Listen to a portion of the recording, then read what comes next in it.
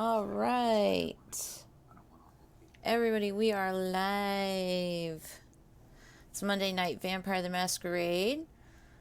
I hope you guys are having a good Monday, or at least this is a good way to end your Monday evening with us. We've got Knox, our storyteller. Skot plays Idaho. Zack plays Victor. I play Alice. And we're just waiting for Martha to join us, or Michael.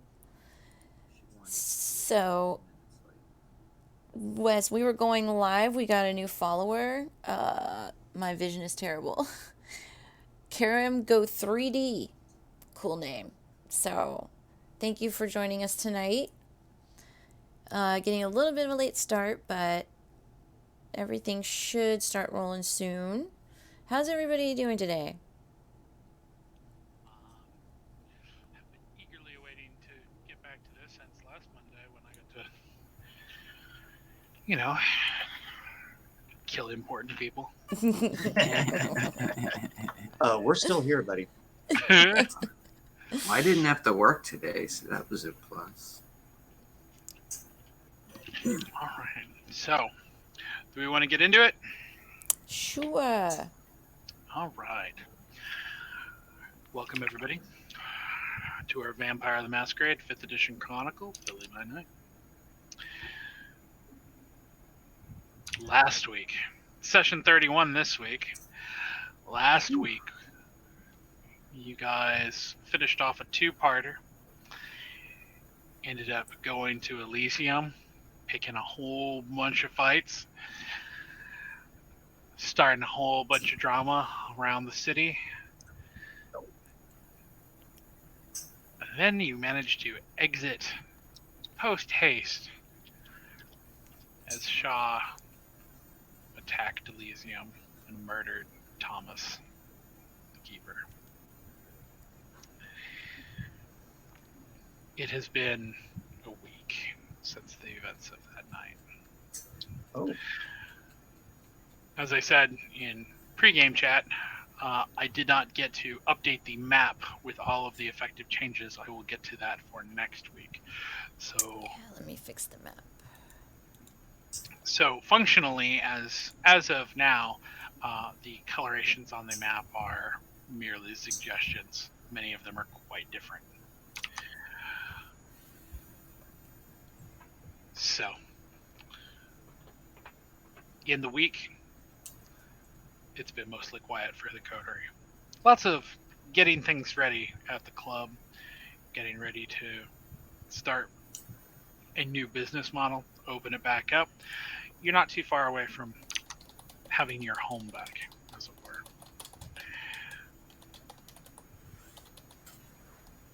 So, before we start in on the events of the evening, we need to do a little bit of housekeeping. Everybody needs to roll for hunger. Yay! Oh, Come on, Pix. Make it a trifecta. Oh, roll again. Roll again. Roll again.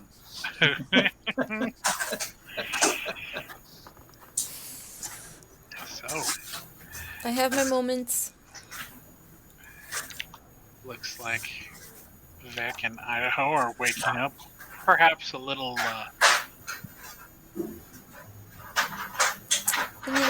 hungry, a little ready to nosh. Idaho,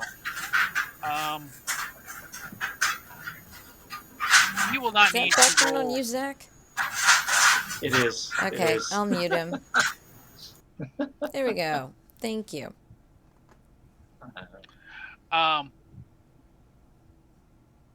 You do not need to roll for your bane.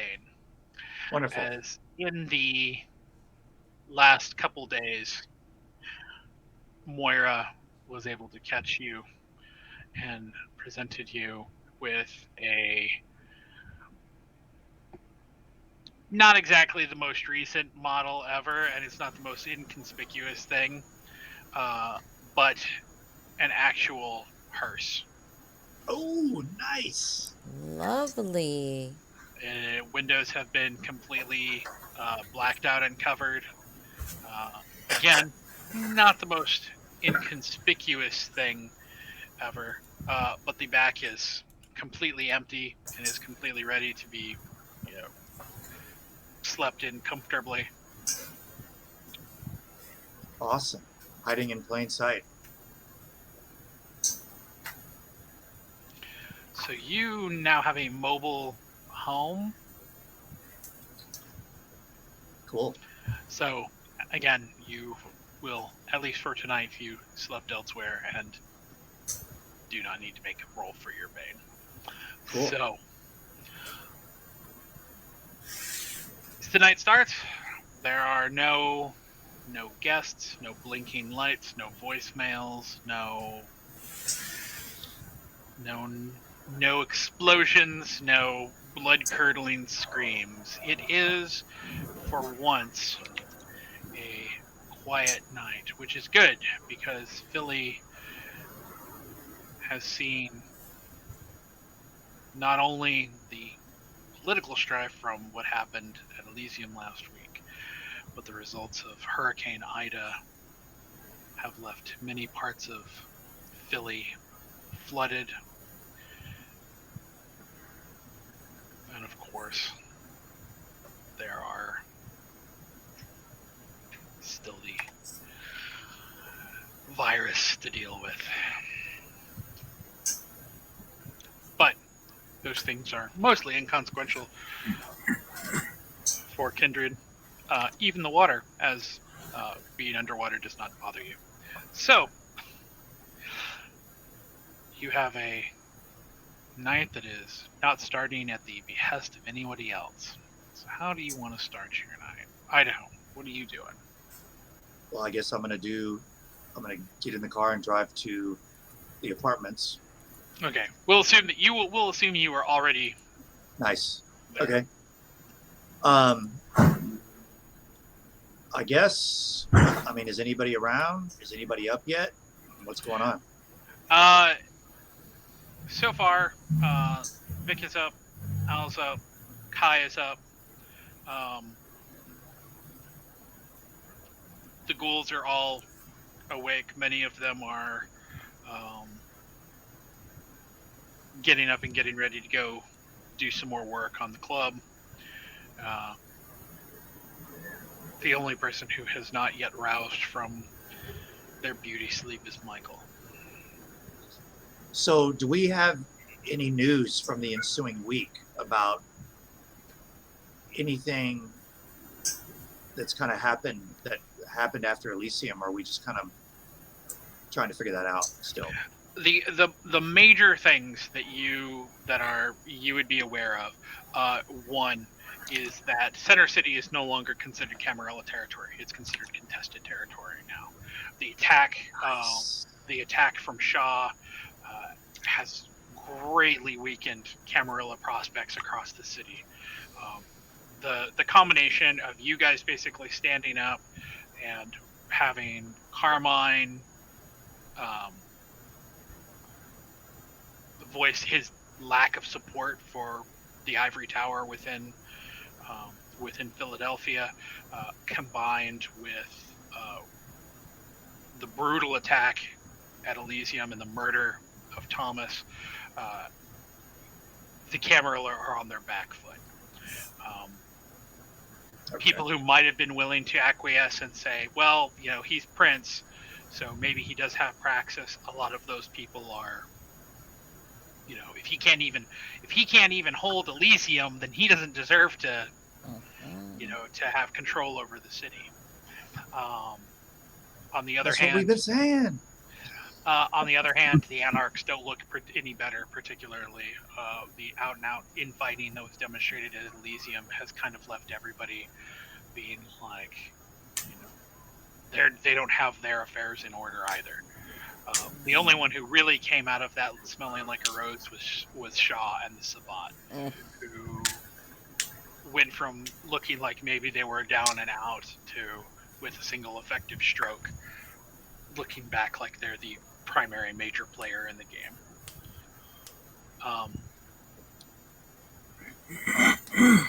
With that said, there are a lot of people out there who are looking to, looking for things to believe in, for deals to be cut, for fears to be assuaged. So this is as much of as it was a political kind of setback for most parties involved.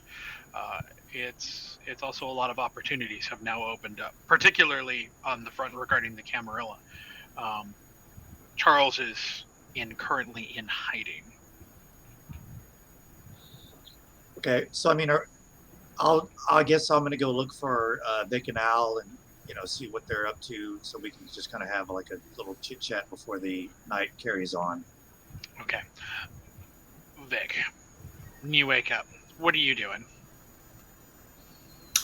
I guess I'm just waiting for everyone else to join up. But the main topic that I want to bring up is the anarchs to the north.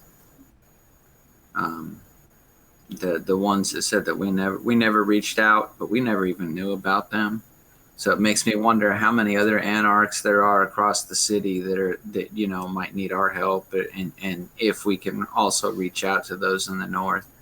So I think that's going to be a primary focus, at least right now with what I know.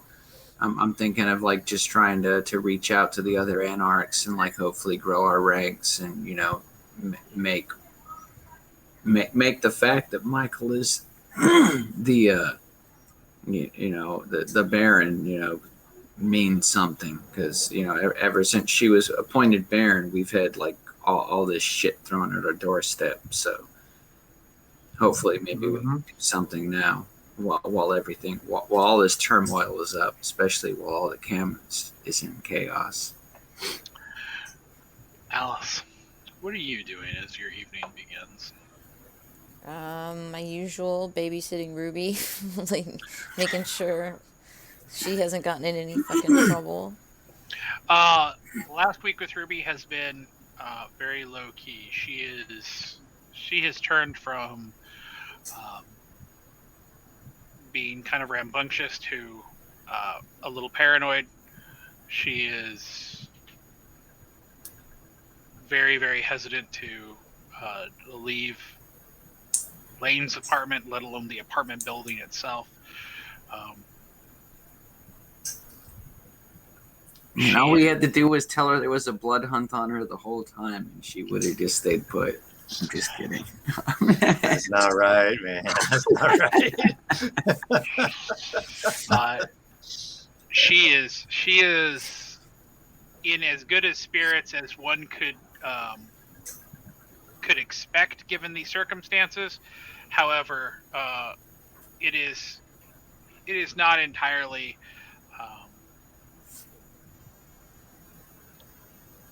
unfair, perhaps, to say that she has taken the news of the impending blood hunt against those that are similar to her as being as very personal, as not just as it's like a blood hunt against the Duskborn as a whole, but as as if it's a specific hunt against her.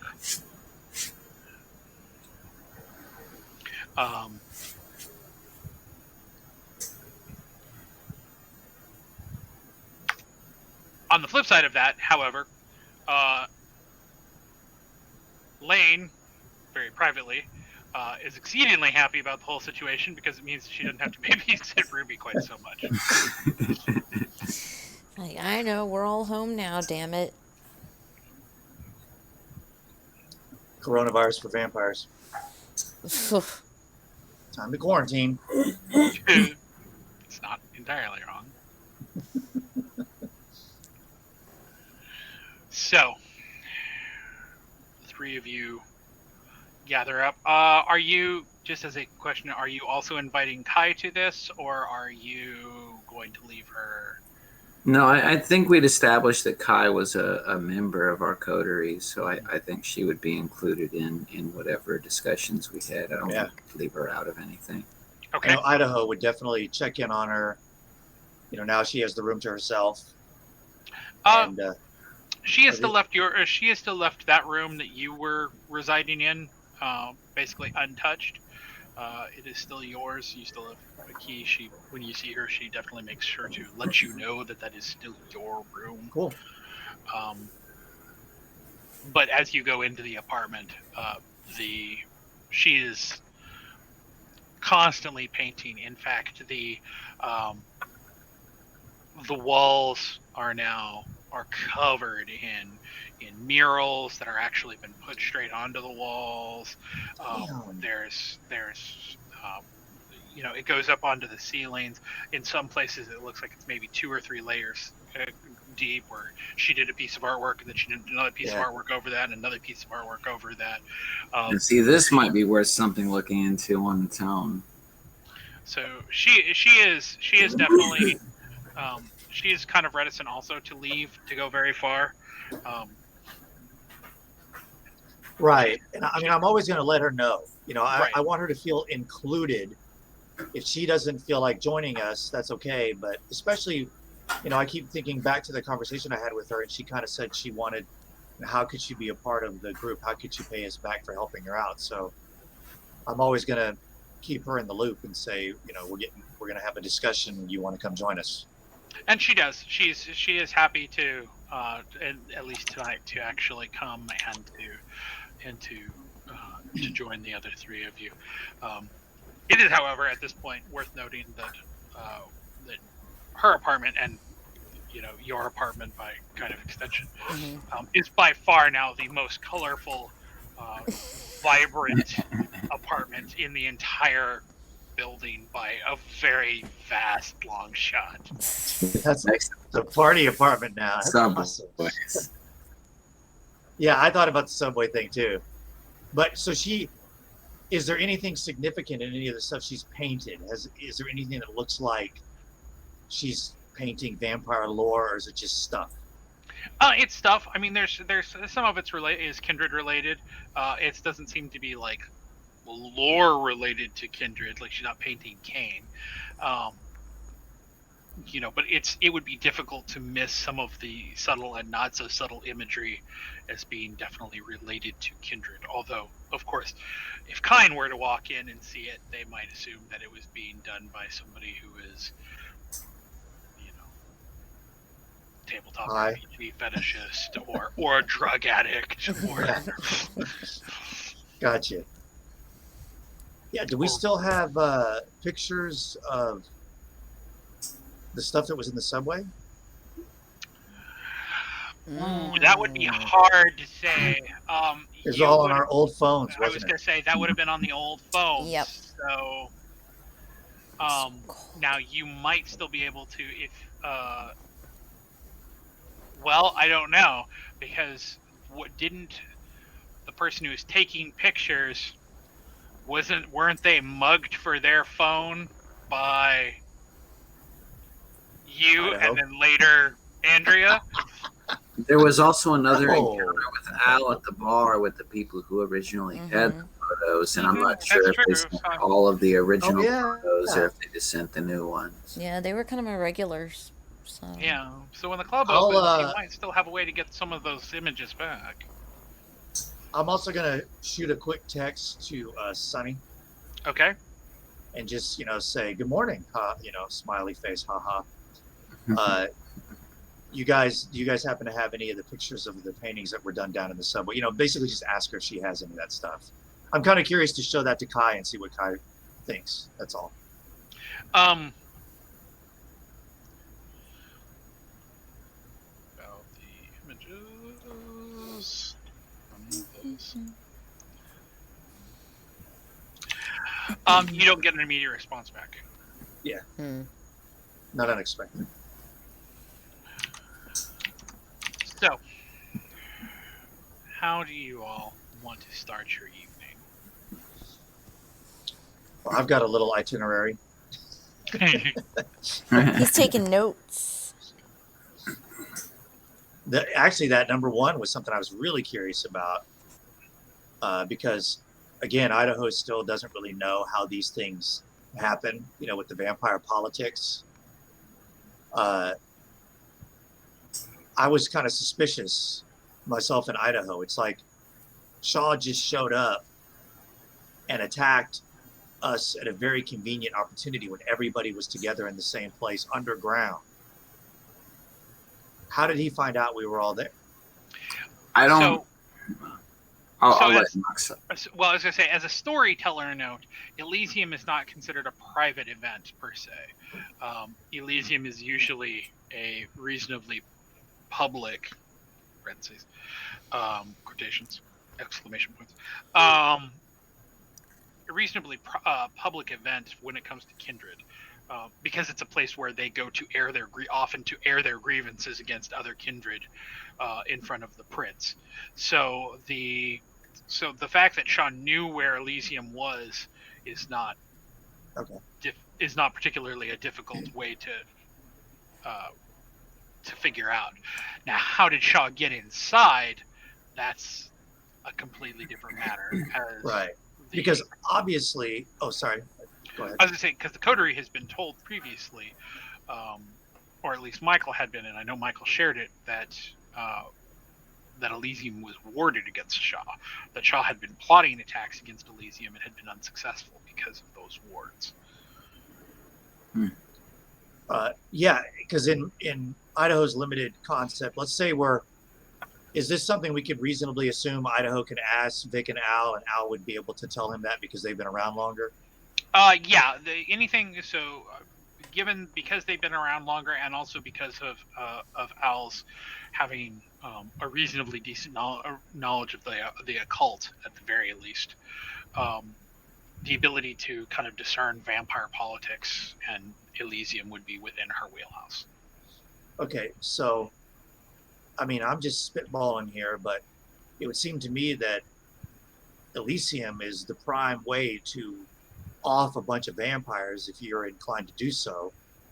But apparently something keeps that from happening, or Elysium would not work. And whatever it is that keeps that from happening didn't happen this time. Well, I mean, this could be a somewhat unprecedented situation. Or when Charles realized he was fucked, he went out and called Shaw. I mean, who knows? No, I think it's more that remember Shaw was in lockup with us. Yeah. So I think he has it out for the cams too. And sure. It so happened to coincide on the same night. Like it just happened like we maybe he just saw an opportunity and took it. We made our stand, but it was the same night that we just happened to get out in time. I don't think that Shaw was targeting us. Honestly, I don't think he was targeting us. I think he was really targeting the cam for the same reason that we've been targeting the cam, because they locked him up just like they locked us up. Well, that's what I think. Anyway, personally, that's what I think. Okay, again, I'm gonna try to play Idaho and not my knowledge of things, but the Sabbat and the Anarchs aren't friends, right? We're not allies. No. I wasn't asking you, Knox. I was asking Vic and Al. Yeah, no. And I'm standing here going, no. I'm not saying they're friends, but they locked us both up in an attempt Knox to take over the city. Knox is totally metagaming right now, dude. What's up? And it's not like any of the cams have like come. So it's this isn't even like the enemy of our enemy is our ally at this point. Right. But so because it's just their enemy is our enemy, and we were lucky to get out in time before, because if we were in there, if we didn't get out, we would have been subject to the same. Right. Shaw was trying to wipe out the Sabbat's opposition in one night. Yes. That's the way I look at it. We were targeted, so was the cam. Kai kind of raises her hand and says, but the fact that he was able to get in, doesn't that kind of indicate that somebody let him in? That's what I was thinking.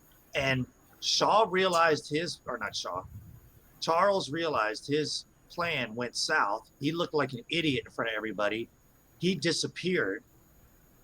And the Primogens all also left. And then Shaw attacks. I mean, I'm not saying obviously I don't know this, but I mean, my first gut feeling was Charles said, "Uh-oh, 911, Shaw, the things aren't going right. Just kill everybody." Well, who are our number one, our number one knowledge aspects on these ruins that should supposedly keep Shaw out? I would think that would be our Tremere friends. Yeah, we can definitely Correct. talk to them. That would Definitely. be that would definitely be the Tremere. Yeah, I say we bring them down and see what they have to say about, I'm not saying being accusatory at all. I'm not expecting they're involved, but they might be able to shed some light on the situation and at least be able to tell us what it would take to get rid of one of those ruins, or what it would take to so. You know what else just occurs to me? That whole situation would have played out a lot different if Carmine was still there. Because if there's one guy in the city who seems like he's capable of putting Shaw in his place, it's Carmine. Yeah, but just like we brought Carmine in as a surprise, maybe the Sabbat didn't know he was in the play either. Yeah. Oh yeah, sure. It was one of our cards. It was one of Yeah. our cards that we held to our chest. So I mean, if it wasn't something we exposed publicly beforehand, they would have had no idea he was there that night. Yeah. Okay. Their plans would have still been in motion, Yeah. Sorry, Alice. Anything to add? No, at this point, just quiet observer. So, Vic, you had mentioned that you wanted to go talk to the Tremere in the apartments. So, is that what you guys going to do? Look, to clarify that. I mean, point. one of us, we can go grab them and see if they want to join us. We can have a powwow.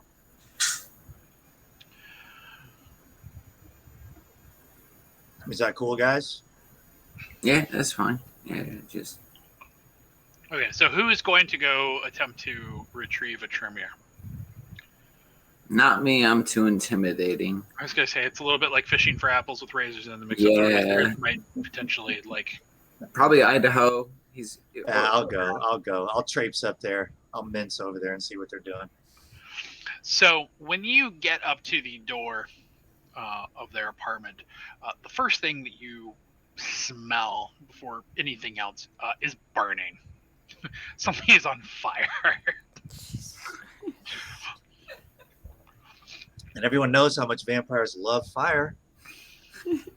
All right. I'm going to knock on that door.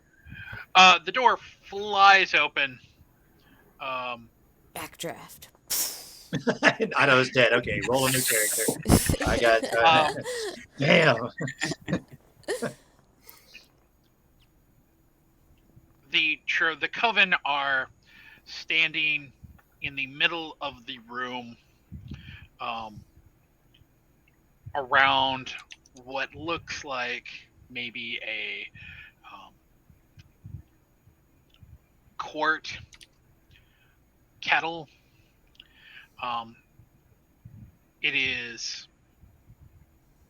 Looks like something right out of Macbeth. The things that are in it, none of it looks particularly appealing. There's the smell underneath of Kindred Vitae. But there's a lot of other things that are on top of it that make it smell kind of rotten, kind of burned, kind of like a tire fire. In the freaking apartment. Are the windows open at least? I mean,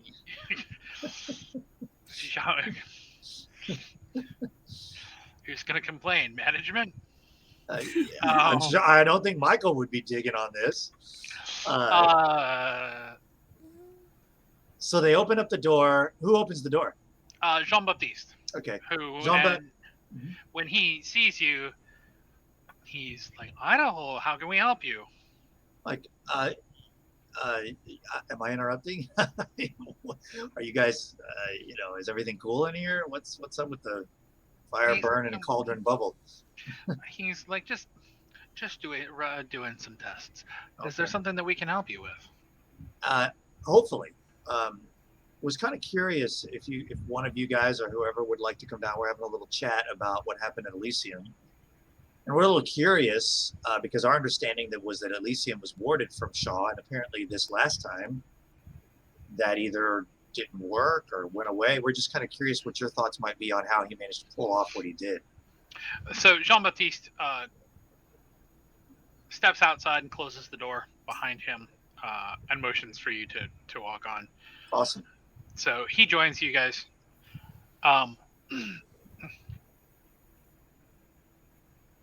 When he comes down, he shakes your hand, Vic,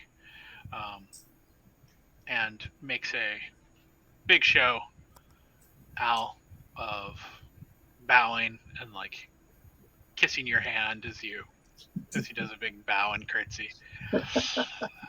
What a guy. He does the same thing for Kai, and you could basically knock her over with a feather. That's awesome.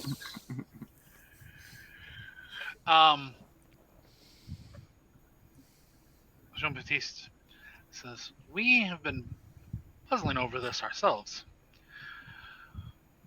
The keeper of Elysium, he is the one who is responsible, or she. They are the ones who are responsible for the safety. They are the ones who are responsible for wards against those who would intrude on the evening.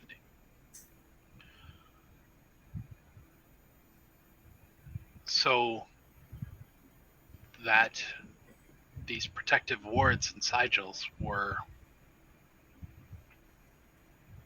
broken and were, shall we say, done in such a way where the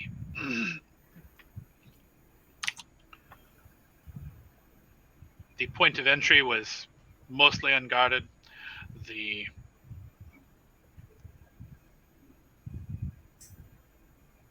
large amount of Sabbat forces were let in. This does not speak to a failure on the part of the keeper. This speaks to sabotage. Mm-hmm.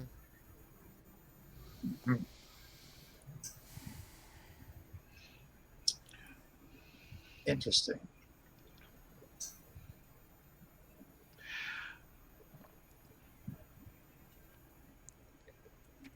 This is also, unfortunately, a very convenient plot,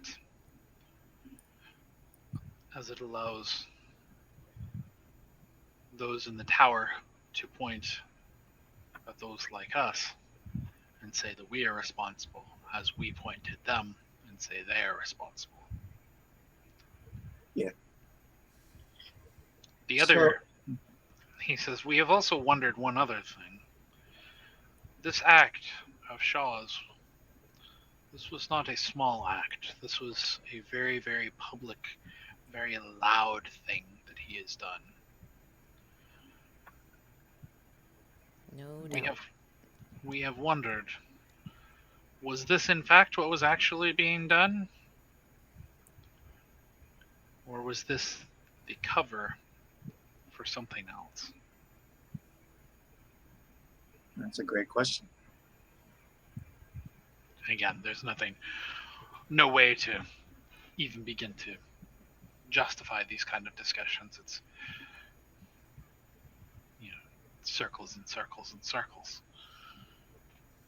But that is how our kind works.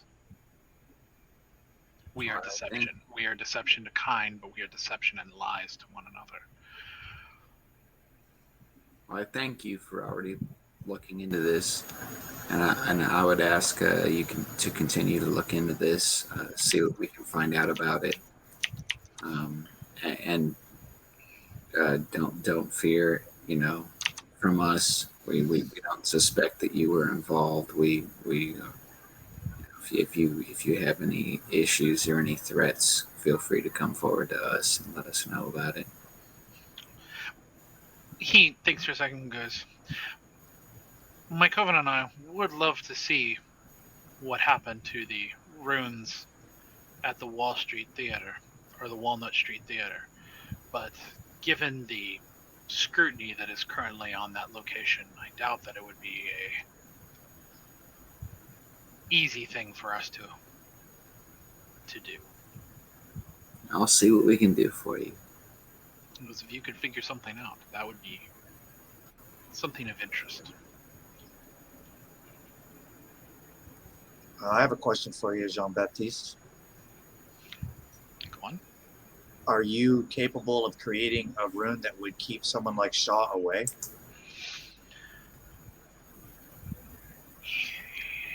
He pauses for a long moment and says yes. But the cost and the materials, that is very high. In order to create a ward against a specific kindred, one needs the blood of that kindred. And I think that you would find Shaw to be an unwilling donor. Right.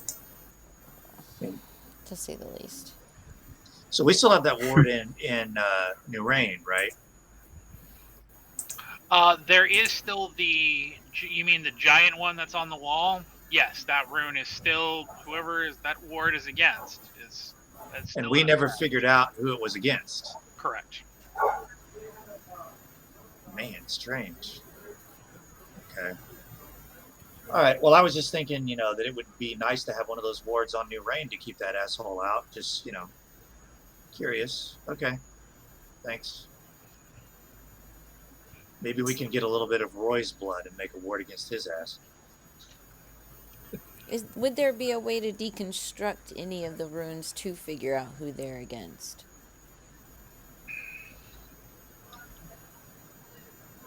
Jean-Baptiste nods and says, indeed, but you would need to already have some information, or at least some potential connections. It is not such a simple thing to... I'm wondering if we have something of Shaw's in our anything of his. Unless Michael has access to something, I'm not thinking of anything. I don't know of anything. I thought the ward was against Michael, and it wasn't. Then I thought it might be against Carmine in case he woke up, and it wasn't. Yeah. It's not against any of us, clearly. That's kind of strange. And from what we could tell, I'm guessing we would have heard if there was another attack by Shaw on New Rain while we were gone. I haven't heard anything. Why would they ward New Rain against Shaw while we were gone? Because maybe they anticipated Shaw would still attack, not knowing who they were, and that New Rain had been taken over. So better to ward against someone you know has already hit once. Maybe. Yeah, that whole thing is kind of odd. It's not. Yeah, none of it makes 100% sense. Yeah. None of it. Which would mean they didn't know that he was captured. Yeah. Kai kind of raises her hand and goes, that also kind of goes against your theory that Charles is involved. If Charles was involved, then he would know where Shaw was. If he knew that Shaw was in the naval base with us, why would there be... It would make easy access to Shaw to get blood to make the ward, but why would he ward... Right. If that is who the ward is against. Yeah, all that stuff is kind of tumbling through my head. It's all speculation, yeah. But you're right. You're right. Looked like Kai wanted to say something. Yeah, that's what Kai just said. She did. Oh, that was Kai's part. Okay. Yeah. Okay. Well, interesting. Jean-Baptiste excuses himself and heads back to his retelling of Macbeth. Oh, So, what is the next step? well, I'm going to bring up the other couple of points that I Yeah. had. If we're done talking about the Shaw thing, but I mean, kind of like Vic has already said, apparently there's other anarchs out there that we're not even aware of.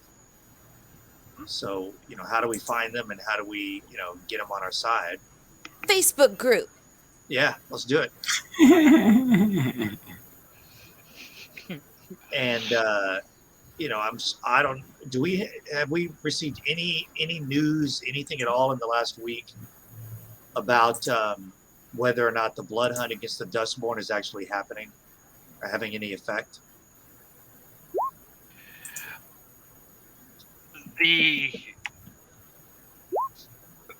So whether or not, okay, let me rephrase the question. So you're asking whether or not there have actually been any executions of Dustborn Or, by. I mean, I can't ask that because what I'm wondering is, have we heard anything in the ensuing week? Has any news reached us that so nothing. So as far as we know, either it's not happening or it's happening and we're not hearing anything about it. Could be. I mean, it could easily be just as much one as the other. On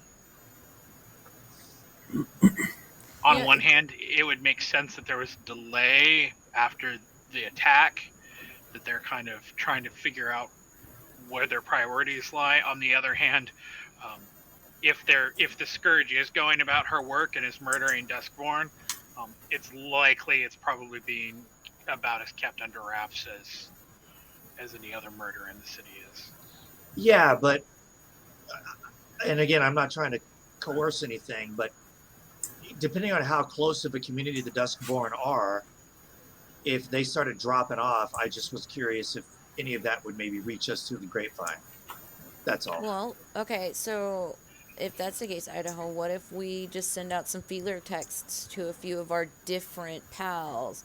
Let's hit up Gigi. That's our No. Nos. Yeah. Let's hit. He ain't gonna help us. Now wait a minute. Do we have the numbers of any of the Dustborn we've ever dealt with? I mean, we've dealt with a few of them. Now, Michael would have the contact info. Okay, for Michael, Gloria. you got that number? Oh wait, Michael's not. Oh, Gloria. Yeah. Who has Gloria's number? That would be the primary one. Now,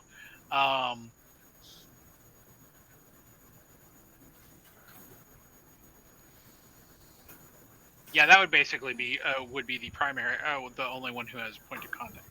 Now, if in terms of reaching out to people who have also been in contact with Thin Bloods, Threnody, of course, would be one of the bigger ones. Also, Yeet.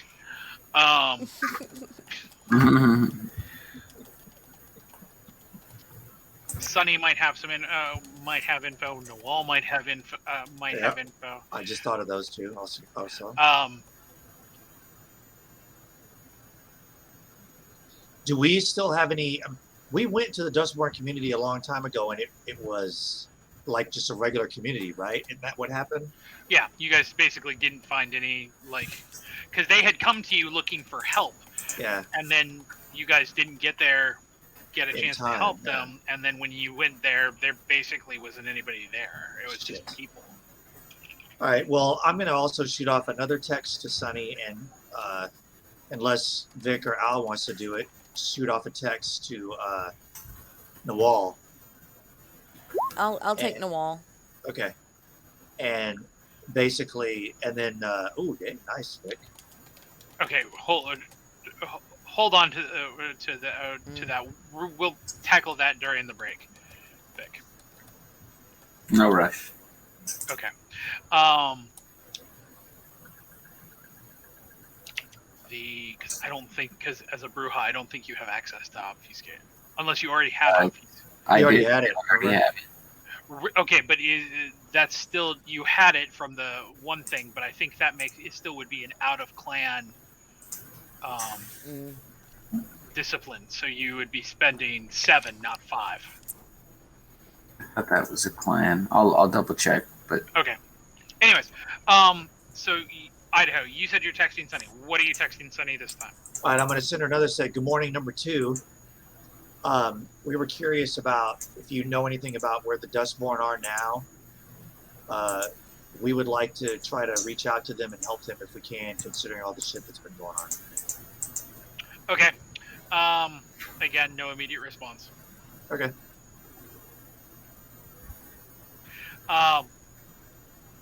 Alice, you said you were reaching out to Nawal. Yeah. What are you calling? Are you texting? What are you doing? I'm gonna text and say, reaching out to check in with you post Elysium. I've got some questions. Text me when you can. You get a text pretty quick back. Good morning. Questions? Yeah. So, okay. First things first. Have you heard of any Dustborn casualties in the time since Elysium?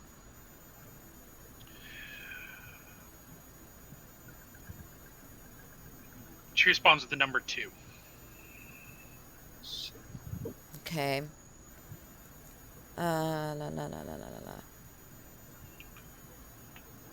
la.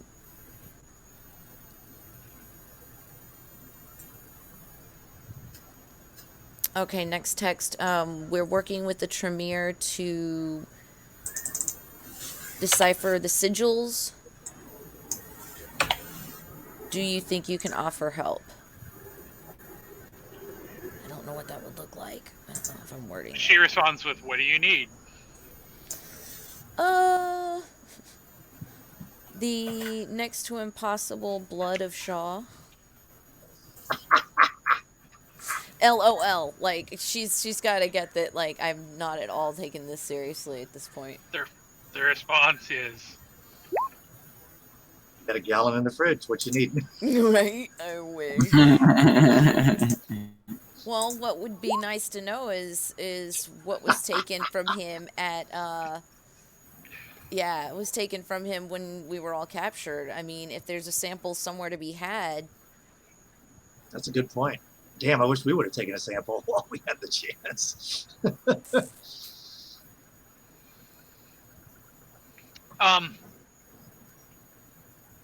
Nawal basically replies back, if anyone would have some sort of samples or any sort of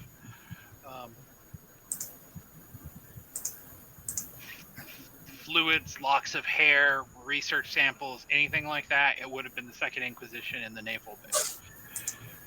Followed up by, is that really someplace you want to go back to? Of course not. Duh. I thought there was one more thing I was going to ask. Does she know where the Dustborn are? Yes. So, do you know of any Dustborn in need? Put it that way.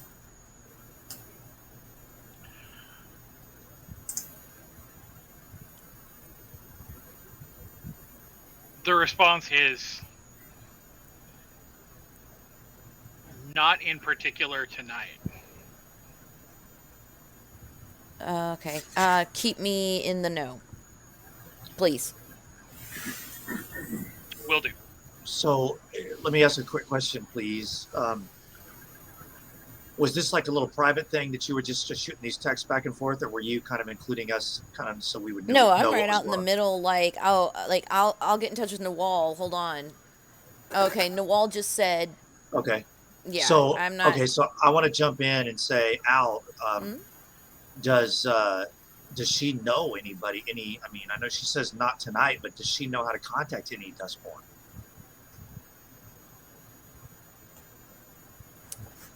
So you mean like as far as like Like a phone large number, like groups or anything or like that? anybody that we could contact to kind of get an in on maybe where their community is and try to help them out. Okay, so I go ahead and text one more thing. Didn't we know? Out of the but didn't we know of a Dustborn community They beforehand? moved.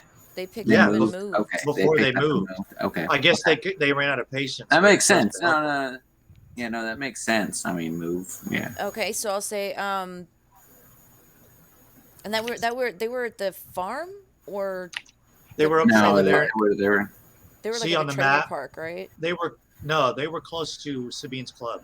What used to be Former Sabine's If club. you, they're actually on the. They were Yeah, if you on see the the map. I'm not That's my probably their glasses. location. Okay. Yeah, I'll just say do you have a number for any of the dustborn since they've scattered? Just a no response. Okay. No response. No, a no. Oh. Oh, okay. Okay. Thanks. So yeah. Damn. Okay. Yeah, I did my best with that.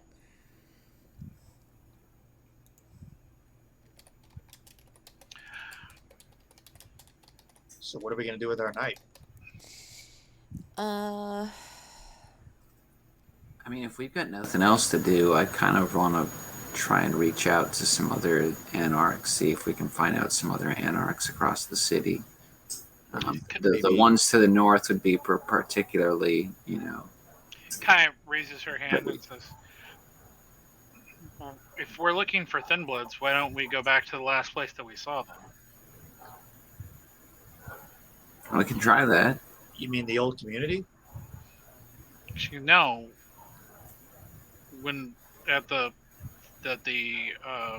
Sabine's Oh yeah. Oh, Sabine. Gold Duh. Griffin, whatever the name of her club is. Guilt. Yeah. I mean, we could. Talking to Sabine wouldn't be a bad idea. And yeah, if nothing else, Sabine could put a word out to the others and let them know we've got, we're at least a safe haven or something like that.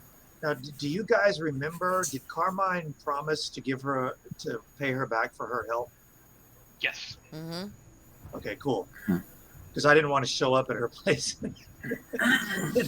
Say thanks for all that awesome blood. We got nothing for you.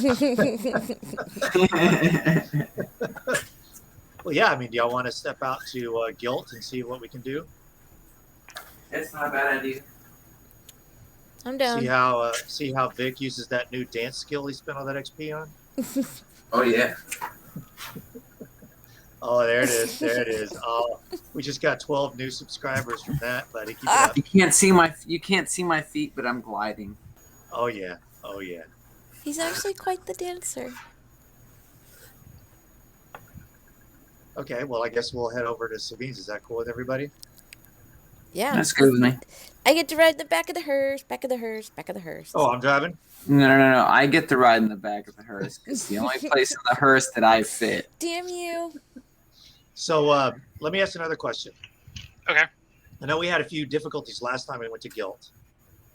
And I really wanted to mention that to Sabine. I don't think that I managed to, and all the shit that went down. But do we have a way to get a hold of Sabine? Or is that another one of those things that only Michael has her number? I mean, theoretically, yes, Michael would be the primary contact. Where is, now that you have been there and you have been introduced or intimidated your way through the ushers,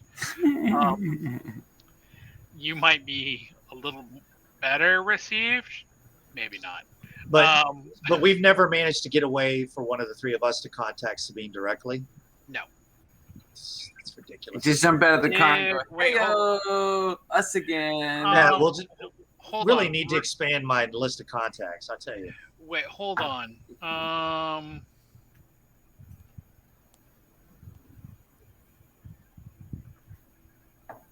No, in 24 you would have, because remember you talked to Sabine during the party, Yeah. and she gave you her card. Nice.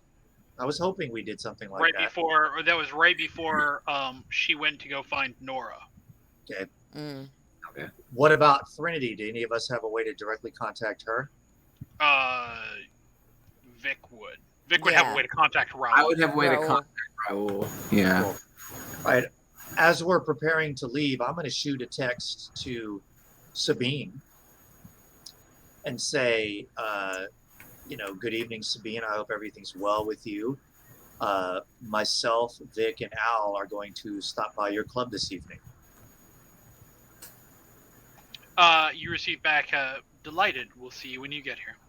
Thank you. And I'm going to let Vic and Al know that I did that. So I shot a text to Sabine, and we're expected at Guilt. Okay. Do we want to see if maybe Threnity's free? Maybe she can meet us there. That's an option. You can try. It's Threnody. I don't know. I don't know what she necessarily has to do with this either, but because maybe she knows some other anarchs or what's going on. It's all about connections. Okay. It's up to whatever you guys think. I don't want to step out of bounds on this. I'm just thinking other anarchs. I think it's interesting to see Idaho lead the night. No. I'm also trying to not go too far out of what Idaho would do. Because I know what I want to do. I'm dumb, so you have to explain things to me. If you have a sound explanation, that's great. Yeah, but sometimes it's more entertaining not to. Yeah. All right, I'm gonna roll for aggressive hugging on Vic right now. It's okay, buddy. Put my phone away. I'm no longer texting Raoul. I'm now uncomfortable. I'm now. I think if you want me to stop kissing you, you better text Raoul. That's all I'm saying. Stop. No, seriously though, that's what I'll say. I'm just thinking out loud here. If we're trying to judge or gauge the anarch situation in the city, Threnody might be somebody who would know some other stuff that we don't.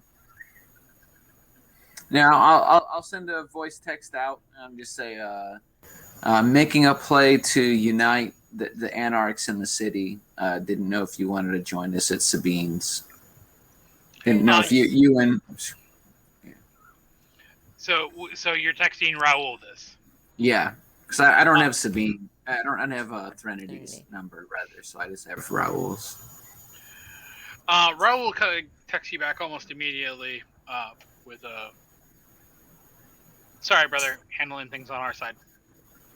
Okay, no problem. So this is why divided we fall.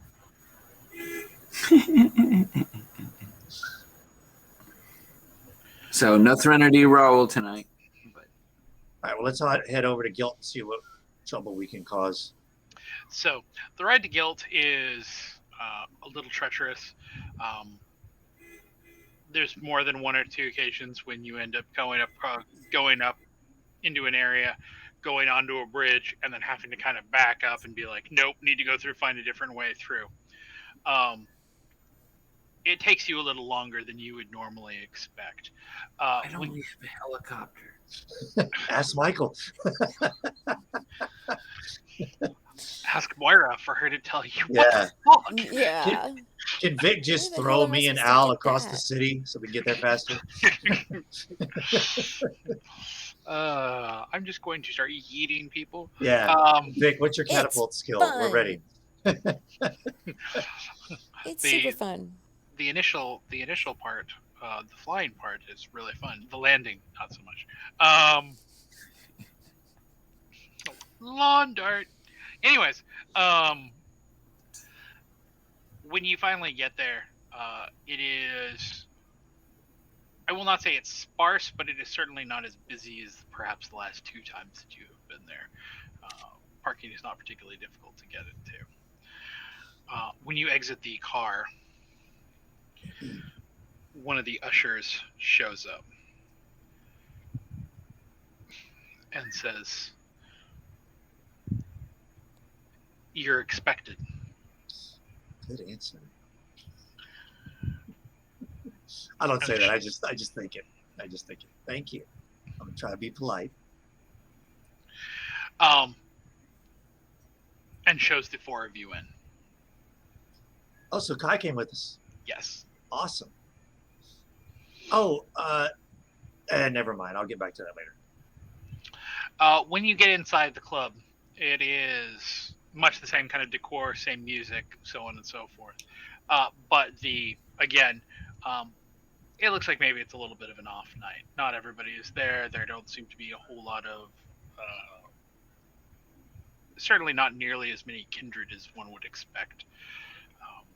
Your noses are not particularly piked by anybody. Now, last time, didn't she have the main room disguised to basically be like a normal club, and all the action was somewhere else? That was the case. But it's not like that tonight. Tonight is, well, you haven't got down to the secondary room. You're But only in the first room actually has some vampires in it or something. I mean, no, again, not that you can smell. okay. It is pretty laid back. It's down tempo, chill. There's some people who are hanging out in corners. You think maybe you see a drug deal going down on the side. Oh, is Goth Kid around? No, you do not see a fat goth kid. Can we just go to the secret vampire area like we did last time, or do we have to be let in? Well, the usher takes you. So when you go, it takes you up on the stage, back through the into the rooms behind the altar, and then down. That is frankly even more sparse. There's many fewer people. The people who are there, frankly, are playing hard. The very open use of a bullwhip is drawing blood and is making anybody, thankfully none of you, who with a hunger of 3, making them salivate.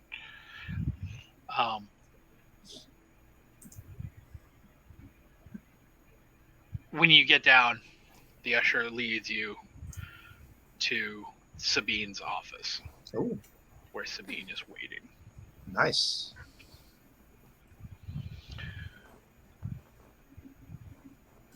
So,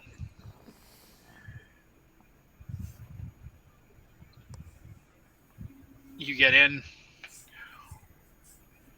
How do you start? Good evening, Sabine. Thank you very much for this warm welcome. She stands up and cheek kisses all around. She goes, well, I'm absolutely thrilled that I could be of service in getting one of the more venerated members of Kindred Society within Philadelphia back on his feet. He has already been in touch, and we are already in discussions. So I must thank you for that. Wonderful, wonderful. Oh, we have to thank you for the means to bring him back. So thank you. So how can to what do I owe the pleasure? Hopefully you don't need any more elder Vita. Well, now that you mention it, I am hungry. If you just happen to have a wee bit of Shaw blood hanging around, but no. Well, we came basically. We're kind of curious about the Dustborns. Out of character, real quick, or out of the game. Was Sabine at Elysium? I don't remember. Yes. Mm-hmm. Okay. So, in light of what happened at Elysium, we're kind of concerned for the Dustborn, and we're hoping there was some way we could reach out to them and try to offer them some assistance. And other anarchs. Yeah, I was going to get to that in a minute. Do we even know Sabine's affiliation? Or is she just still kind of independent? She has not come out really in favor of anybody. Okay. Sabine sits behind her desk and says, Well, with regards to the Thin Bloods, I mean, of course, some of them take refuge here on certain nights to peddle their wares. Now, they have, of course, asked that our business dealings be kept confidential for obvious reasons, particularly after what happened at Elysium. So currently, despite the good nature of our communications, I don't think it would be in our best nature, theirs relationship and mine, to communicate to you their locations. Other than to tell you that you are not the first to step up in relation to worrying about their well-being. Oh, good. Well, that's really it. If they're safe now, then there's really no reason for us to rock the boat. Yeah, we don't need their locations. We just like to let them know that if they're ever in need or in danger, you feel free to give them our location. We don't need to know. We don't want to know where they're hiding out. She says, "Well, they're most certainly in danger. The scourge that Charles has sicked on them like a rabid dog is working tirelessly. Thankfully, we've been able to put her off here.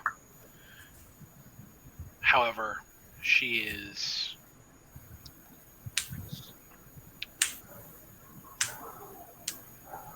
shall we say, unending in her tenacity." So how are you able to put her off? Simply said that they weren't here. Oh, okay.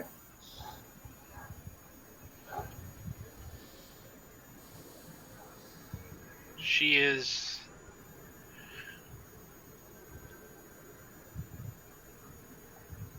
all about using honey to try to pry information, right up until she decides it would be easier just to use pliers. Right. Okay, another quick out of game thing, because I know we discussed this last time. Even though Idaho has met her, he doesn't realize he knows who she is, right? Didn't we come to that determination? Yeah. Okay. So, this would have been better to ask the crew privately. Fuck it. I'm just going to look back at Vic and Al and just kind of, under my breath, kind of say, do you guys know who the Scourge is? I don't know that I would know any members of the Scourge, honestly. I would know who the Scourge, like the Scourge, like just that guy. Yeah. Like, but I don't know that I have necessarily come across any specific members of the Scourge to identify them. Unless I'm, forgetting like a major story arc or something. I'm not sure I... Okay. Then I'm just going to turn back to Sabine and say, you wouldn't happen to have a picture of the Scourge, would you? Because I think it'd be helpful for us to kind of know who we're up against. Sabine tells you, if I had one, I would be happy to give you one. Unfortunately, you'll find that pictures of this particular kindred are difficult to come by. Oh, because they can't be taken? Pictures, electronics. This is not a kind world to them, but neither are they to it. Okay, let me. No, she's not an us. Let me jump out of game again. Didn't we review? This is kind of ringing a bell. Did we review our security footage and notice that she wasn't on it? Mm-hmm. So that did happen. Mm-hmm. Is it okay for me to? I don't remember if Idaho was privy to that, but at this point, is it okay for me to incorporate that into Idaho's knowledge? I would assume that you would have. That was so long ago, and it was that. Yeah, it would have likely been. I mean, that was That was a long, but yeah, Yeah. I remember us noticing that rang a bell. That she didn't show up because we were trying to figure out who she was, and we looked at our video footage, and she did not She show wasn't up on there. the video. Yeah. But she looked like Joan Jett, right? Isn't that who we're talking about? Okay, Yeah, I'm gonna. Joan Jett. Okay. Sabine, the Scourge lady, does she look kind of like Joan Jett? She says, "Well, not as pretty as Joan. At least not in her." Right best answer. Right answer. Okay, all right, guys, this is that. So now I'm gonna jump and make the connection. Is that okay? That would make sense for you to make it. Okay, great. So, holy shit, I have met her. She came into New Rain one time. Do you guys remember the cool Joan Jett looking You vamp that lost your came in damn mind. and asked about? She asked about Dustborn, and then we checked our security footage, and she was not on the footage. Okay. So we know who she is. Thank you, Sabine. Actually, if you want to know how far back this is from session 3. Wow. Man, 6 the way months this all later. ties together. Yeah. Awesome. So we do know who she is. Damn, I was hoping she was an anarch. She seemed like a cool chick. Well, now that we have some details to go off of, could we not use our techie friends to get some information on her? Probably. What information do we want? Maybe Sabine knows something about her. Now, Alice, given your knowledge of the occult, you would know that you're going to have severe difficulties, as in it's an impossibility, with any sort of technological tracking of a La Sombra. They do not show up on cameras other than as a blur. They do not show up in security footage. They have a horrible if we know aversion. who she is, like visually, we don't need visuals. I'm talking about background information. Like the fact that she's a other- freaking La Sombra. Other vamps that have encountered her and could, whoever we think we could possibly, get some info. Do we know that she's a La Sombra? I think we would deduce Well, that by I would. By the fact that she doesn't show up on camera Yeah. and the fact that she doesn't, that's kind of a La Sombra clan trait. So, Kind of like so, the Tremere, the Blood Artist, Right. and yeah, that's. So Knox, does that mean like Vic and Al would know that she's a La Sombra? It would start. Yeah, that would be the details all adding up. Plus, your guys' previous encounter with her, both at the museum when she was captured, and also you guys saw her. Yeah. At the naval base. We sure did. In the cell across from Shaw in the exact same restraints. So, yeah, this is so strange. So the Scourge was actually in the naval base with us. She was one of the ones caught by the Inquisition. And I don't know if Idaho would know this, but I want to say, what is a La Sombra doing working for the frickin' Camarilla? But I don't know if Idaho would realize that that's unusual. It's not that unusual anymore. Yeah, but seems like everybody's kind of working with everybody. Okay. All right, so forget about that. But damn, so Charles's Scourge was caught in the naval base with us, with all the rest of us. Mm-hmm. Damn. Okay. All right. What else, guys? You want to ask her about the anarchs from the Northeast? Or really just, Yeah. what knowledge she might have of any anarch cells and how we can Yeah, reach not out to just the them. Northeast. Like, we know of the ones in the Northeast because they spoke up. But if there's any other ones that are out there that need help, or Okay. that are isolated, that would be good to know too.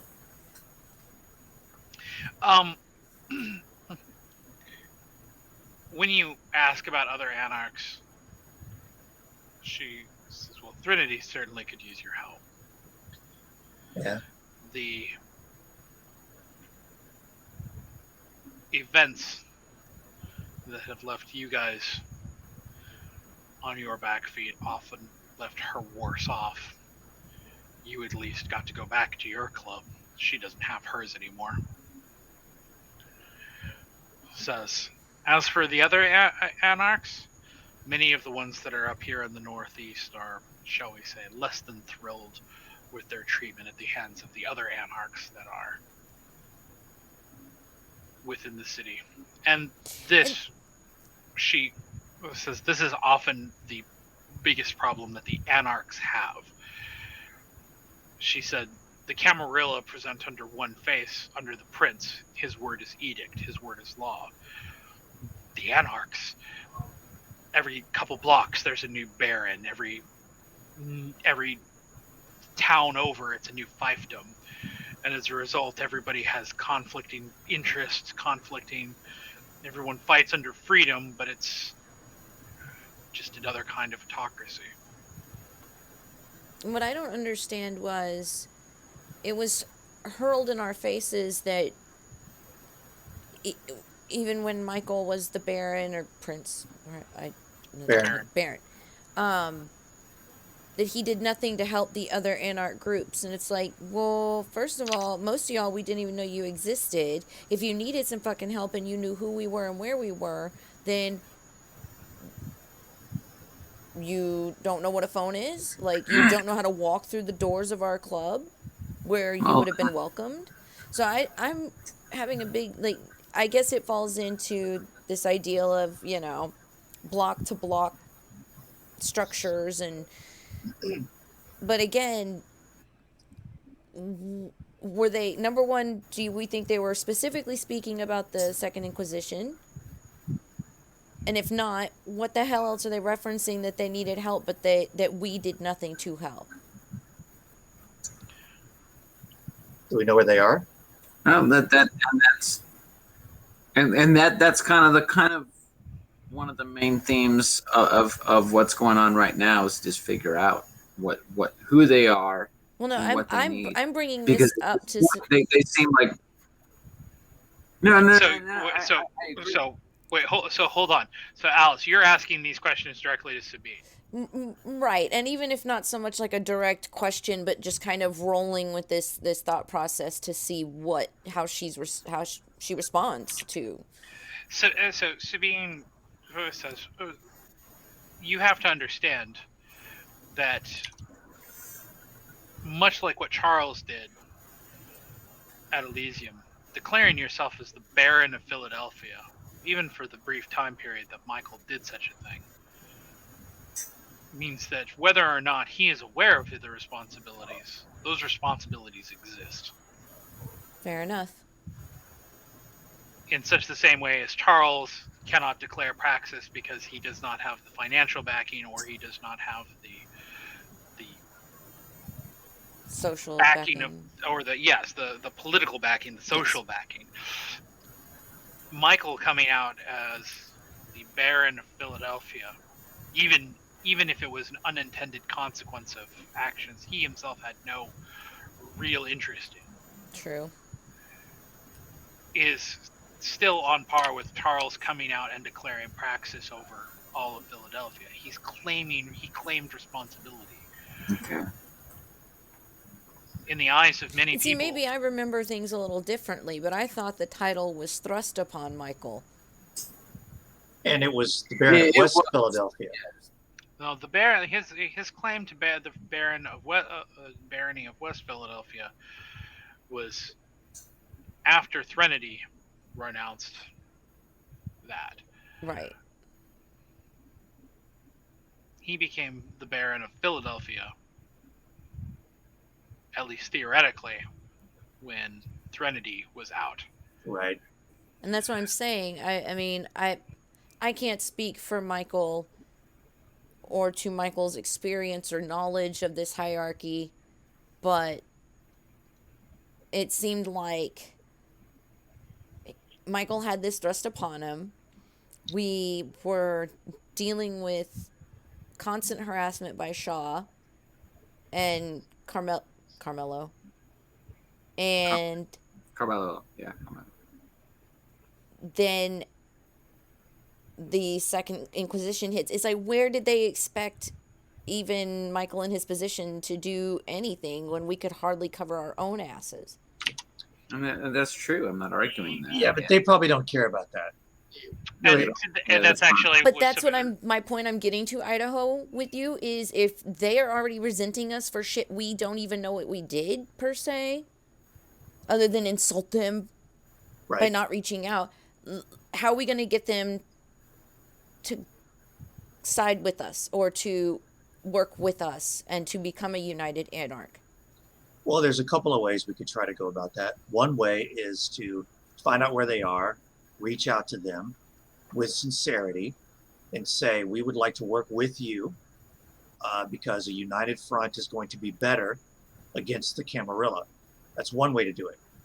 Another way to do it is to go to them and demonstrate such an amazing amount of strength that they are compelled to follow our lead.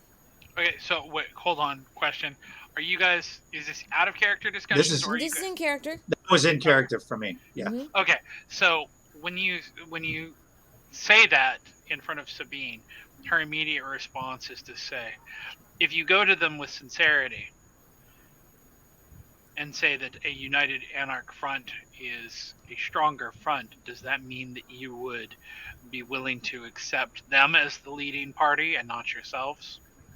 Do you think that Michael would be willing to go under another anarch's banner? I don't know. Fortunately, we haven't had contact with Michael tonight, so a lot of see, this is a bit of investigation, Scooby-Doo style.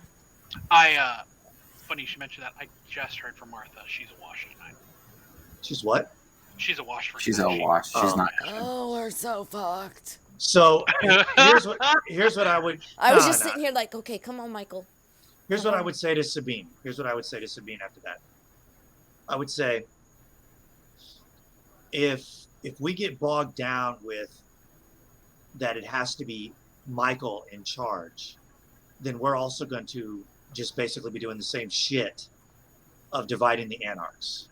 So I'm not going to let that stop me unless I hear directly from Michael's mouth, we don't work with these anarchs because I don't like them.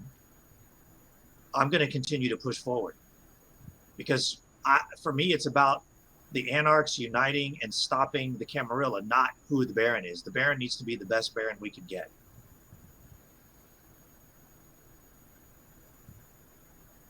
Sabine's wise words were that, as many of your cohorts were, so wise. I mean, I took a poli-sci class in college. Maybe they didn't. I don't know. I think anyone who knows me knows I don't play in the politics. I just follow the best lead. So yeah, Vic just takes over the deeds to random clubs. That's Hulk all. smash. Yeah, Michael has looked out for me for many years, so I follow any decision she makes. But I stay out of the politics themselves. I don't deal with that. So this seems like an optimal time to take a quick break. Yes. Okey-dokey. So let's take we'll come back at the 20 after. Sounds good. 13 minutes. Yes, so it is 13 minutes. And I got news about my XP. Yeah. Okay. That's great. Yeah, you mentioned it was an off-class discipline, and I looked, and you're right. And not only is it an off-class discipline, but I've already spent XP in that one before, which was spent as 10. Oh. But as an off-class discipline, that would be 14. So I actually had 4 less I would have 4 less XP, which is 17. Hold on. For obfuscate. I think the last point I spent was in obfuscate. I went it from a 1 to a 2. Okay, yeah, then you would have So I should have spent 4 more XP than I did. Okay. So I deducted 4, so I was at 17, and then I spent 15 to put 5 in brawl instead. Okay. So I'm at two XP. So what was your brawl? Was it 4 before? 4 before, yeah. So now it's at 5. Okay, awesome. So that's the explanation of my XP. Hulk smash! No. Oh. No, it's funny. I was playing City of Heroes earlier today with Dark Wolf in chat, John, and his character, when he does one of his buffs, he sounds like Hulk. It just cracks me up every time. So I'm just gonna say that I think Zack should get 10 XP for honesty based on what he just did. That's 10? Ooh. Right. Ooh, that's okay. All right, 20. Jeez, I didn't mean to be Oh. so, All geez, right. sorry. All right, everybody, take a bio break, grab a snack, use the pate, do what you gotta do, and we will be back in a few, and I will read Skot a tarot card. So join us for that. We'll be right Yeah. back, guys.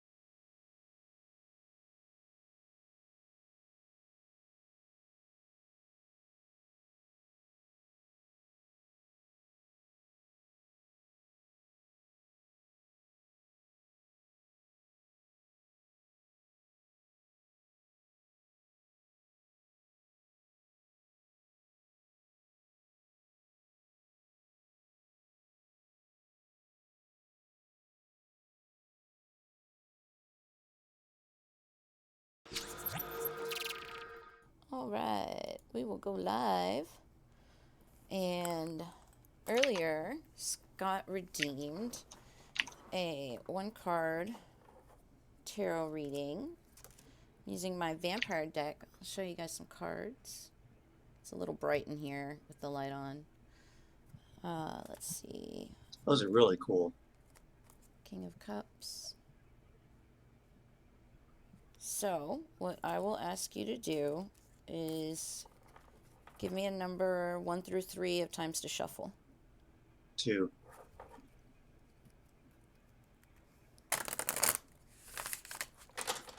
Guys, this is something you can redeem with your soul gems if you got some soul gems saved up from watching the stream. I have 158,000 soul gems. And a number of times to cut. 1 through 3. 1.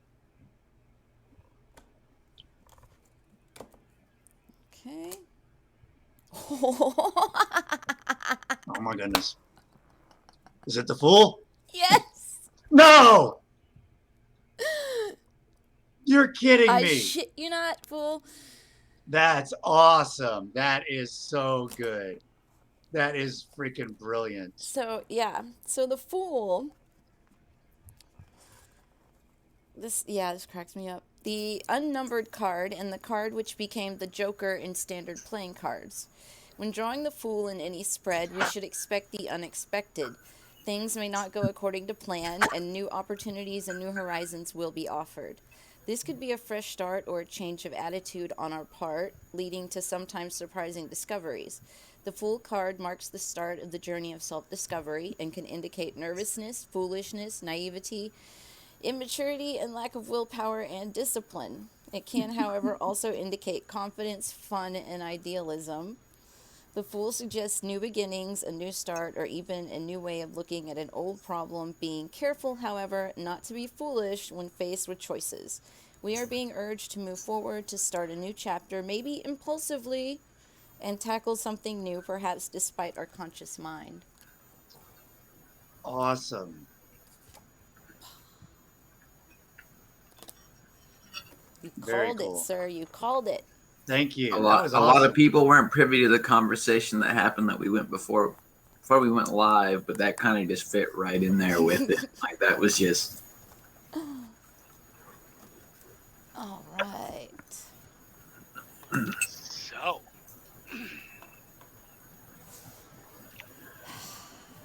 are we ready to start? I think we're ready. Awesome. Well then, welcome back to our Vampire the Masquerade 5th Edition Chronicle, Billy by Night.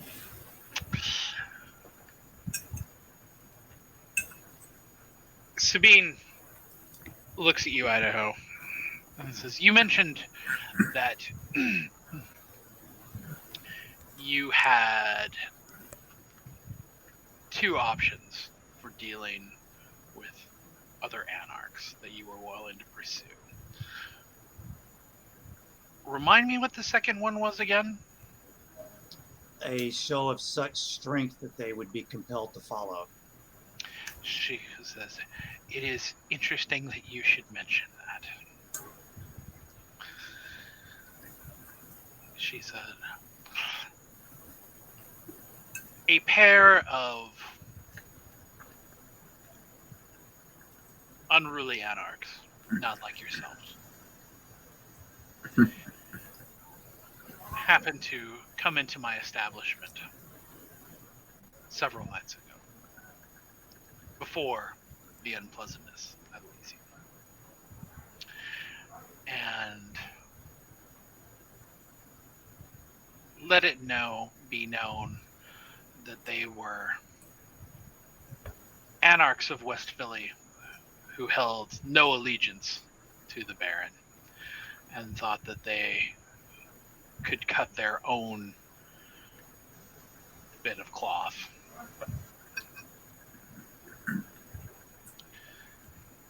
She said, we had to eventually eject them. Oh. Why? They seem to think that being an anarch means immunity from all kindred rules, particularly those relating to domains. Hmm.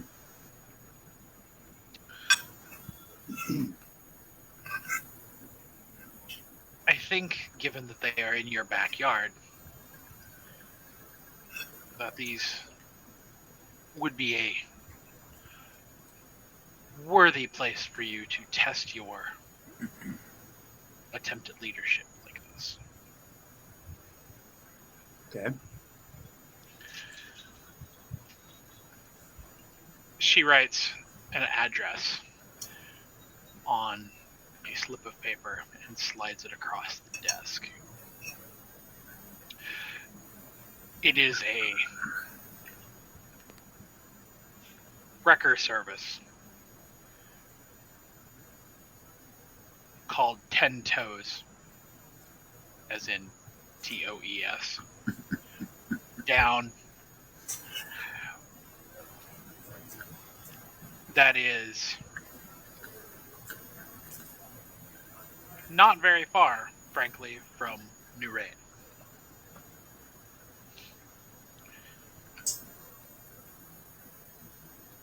Okay. She says, the men's names are Silas and Jonas. Okay. She says,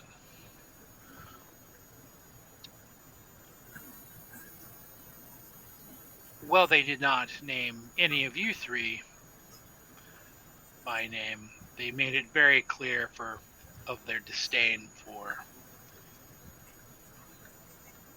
the Baron of West Philadelphia.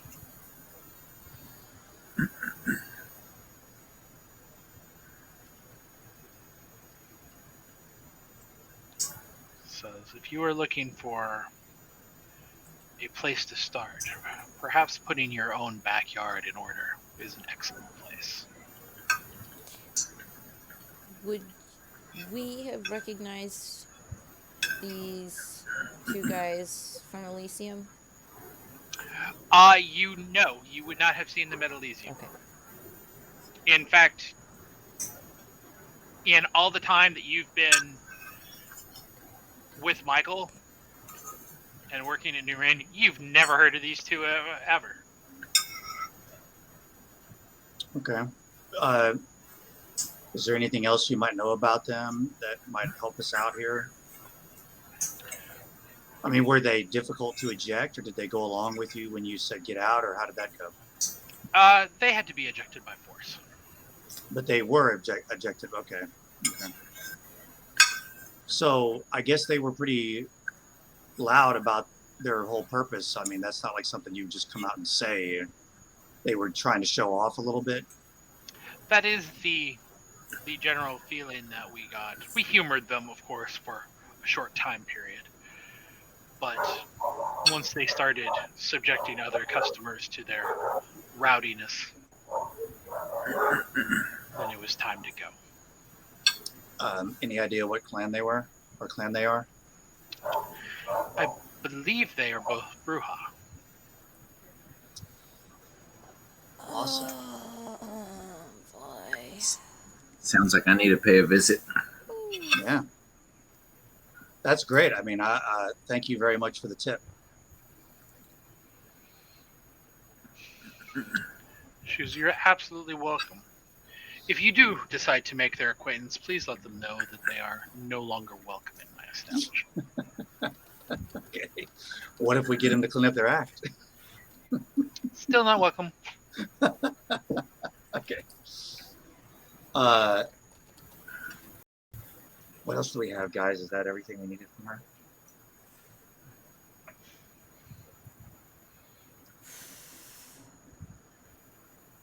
As far as what we set out to discuss, I think we covered all the points. Yeah, I'm drawing a blank at this point, but Okay. I think there were 2 points that we came in to talk about, and we talked about both of those Yep. points. So. Awesome. All right. Well, I'll say thank you very much, Sabine. You were very helpful. I really appreciate it. You have anything new on tap you want us to try while we're here? She goes, not tonight, but do come back. We are getting some particularly noteworthy things ensued. Okay, awesome. I love it. Okay, well, thank you so much. So, as you leave and you head out, you go back up the elevators. You're going through the main hallway area. Idaho, Vic, your nose catches something. It is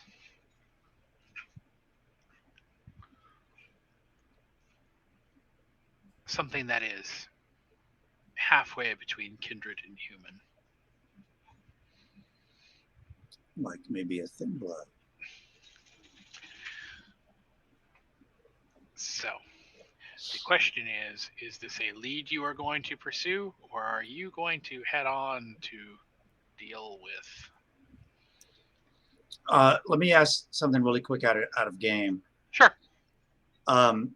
Do Dustborn have a distinctive smell that a bloodhound would pick up on, or is it just something between kindred and human? It is something between kindred and human. It is distinct in that it is not very. It's a werewolf. Yikes. It is halfway. It does not smell like pure kindred vitae. It also doesn't smell like a full-blooded human. It smells like kind of a half measure. But is that what Dustborn smell like, or do Dustborn smell different? That is just what Dustborns smell like in general. Okay. So I'll kind of stop and go, Vic, are you picking up on this? Yep. And I'm smelling something that's like halfway between human and kindred. Yeah, I smell Duskmore. Yeah. Should we go follow our noses and see what's up? I don't know. If they're here, I would think they're probably in a safe place. Well, yeah, I but mean, let's see. Are we not? Yeah, let's just go see if we can at least try to make some sort of contact. I mean, if it starts to look bad, we'll just get out of there before we cause any trouble, but it might be worth looking into, right? Okay. Your noses take you to a booth. He is a very slight man, somewhat muscular. You think that maybe in a he's either like really works out a lot or worked out a lot when he was human, or he was very athletic at one point in his life and has kind of maybe let the bulk go and just kind of thin out. Very short blonde hair. He is sitting in the booth wearing a leather jacket, open, no shirt.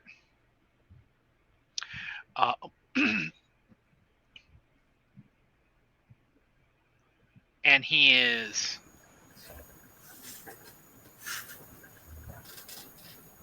eyes are closed and he is kind of giggling to himself.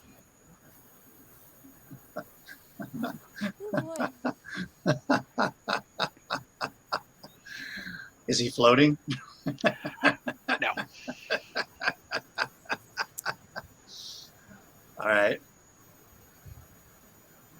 Oh, so he doesn't even notice us. No. Wow. And we don't recognize him. No. You've never seen him before in your life. I'll approach him. Say, hey man, looks like you're having a good time. What's going on?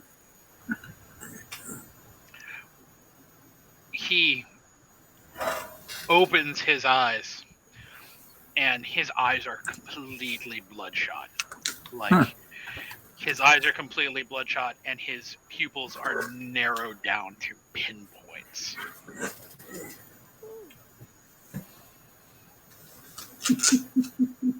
He I'm so jealous. Me and Al are just like, God damn it. he laughs and kind of wipes his face and goes, "He has a pretty fucking good night. Who the fuck are you?" I'm Idaho. This is Al, and this is Vic. He goes, "Fantastic. Can I help you?" I mean, I wish, but I have a feeling you're enjoying something that we can't enjoy. When you say that, the humor goes away from his face. He goes, "Yeah? Yeah, what do you think that is? You thinking that maybe you want to try to take it from me, huh?" No. No, I mean, Hey, it wouldn't do me any good. I'm all for it, man. Enjoy yourself. I think it's great. hey, Al, what was the name of that drug that Charles mentioned was the reason? This is the drug that's illegal. Yes, I don't remember the name of it. Is there? Did we ever I know? know. Ash. Oh, Just Ash. okay. Ash. So yeah, I basically say no. It wouldn't do anything for us. I think it's awesome that you're having fun. This is great. He doesn't seem to really know how to take you, but his body language has turned from being very, very relaxed and high and fun to very aggressive. All right. Well, I'll just, unless Vic or Al wants to jump in. I don't want to monopolize things. But Hey, look, we're not the enemy, but I'm letting you know we found you, and there's a blood hunt on you based on the Camarilla. So if we could find you, the Camarilla can find you too. If you're looking for a place to stay or for a safe haven, we're trying to look out for thin bloods and your folk. But just letting you know, if we could find you, they can find you too. So He inhales deep and like horks and spits like right in front of you, and it's bloody. And he says, "I could take care of myself. I could easily take care of you." okay, you think? I'm gonna drag a finger through his blood and. I mean, like, okay, if you think so, but I don't think you're Seriously. worth my time. When you do, Idaho, when you do that, you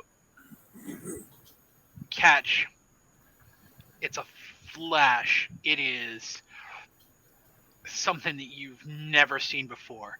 You think you see a night, maybe a street out in Philadelphia. There's another flash. Suddenly, hands all over you. The impression that you're trying to fight, just everything just rushing through you. You think you should be able to overpower them. You should be able to push through them. You can't, but suddenly you can't. There's a smell. It's like it's burning. And then a horrifying realization that you're burning, that it's you that's burning. And then you're back. He has no noticeable scars or anything like that. No. Okay. No. All of that happens in like the Yeah. instance. I go, whoa.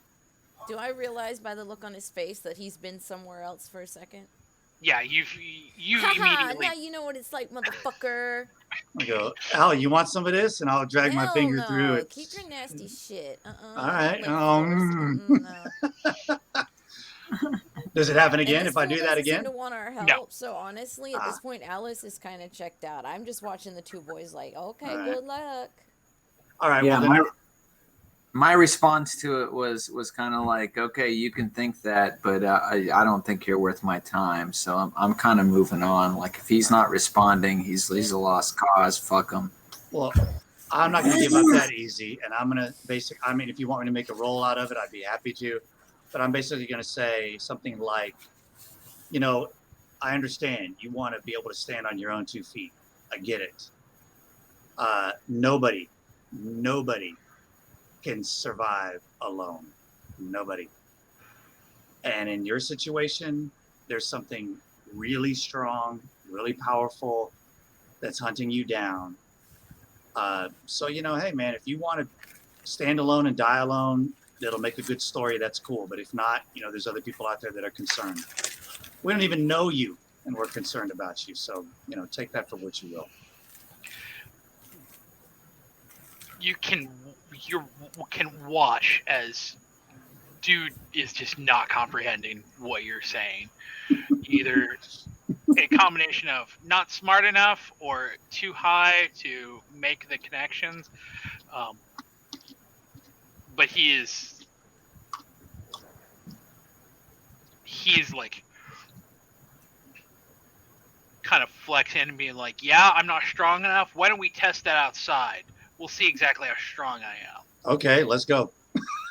I'm already headed outside. Let's go. Al's gonna kick your ass, dude. That's all I'm saying. Just gonna slide my hands into my back pockets, glide on those brass knucks, just kind of hide those in my hoodie. Just say. So you're talking about a dance contest, right? I mean, right? So he is more than willing, and oh my god, follows you outside. Okay. All right. At this point, actually, I think I'm going to duck back into the club and find Sabine. I'm tattletaling this bitch. I'm tattletaling. We're leaving. We're walking out. Okay, so it's still on her property. Yeah, okay, cool. Yeah, do it. Okay, so you so you're heading outside with the dude. We could take him to the bathroom. Well, nobody would expect that. No, outside's better. Okay. Oh my god. So I'm gonna actually lean over to Vic as we're kind of heading out and just sort of like whisper to him and just say, I really did not expect this to happen, but are you in the mood to teach this asshole a lesson? All right, awesome. I start cracking my knuckles. My man.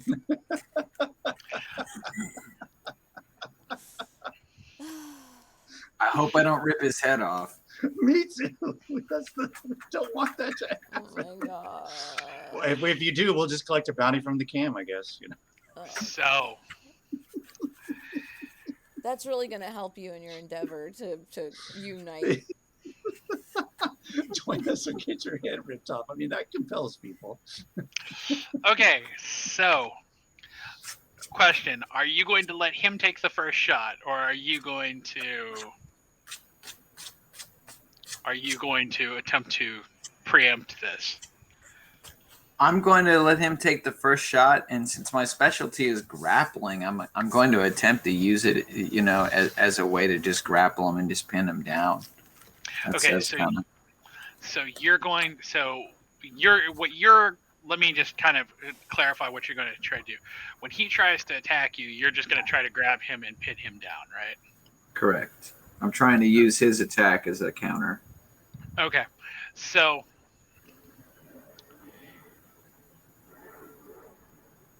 he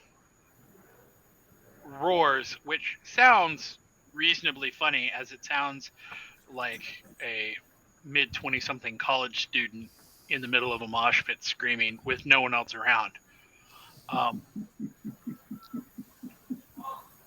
It becomes significantly less funny when he grabs the front end of a motorcycle and swings it at you like a baseball bat.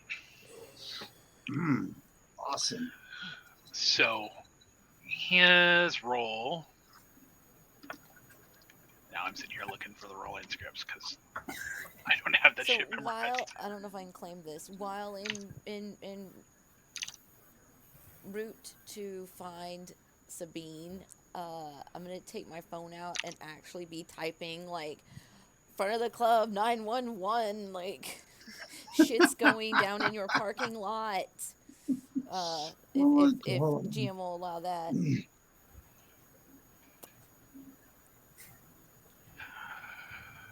Okay, so he picks this up, takes it. Are you, Vic, going to attempt to make any sort of attempt to dodge this, or are you just going to attempt to just face take it? Hold on. Let me see. Because I think I may have something to dodge something with. Maybe.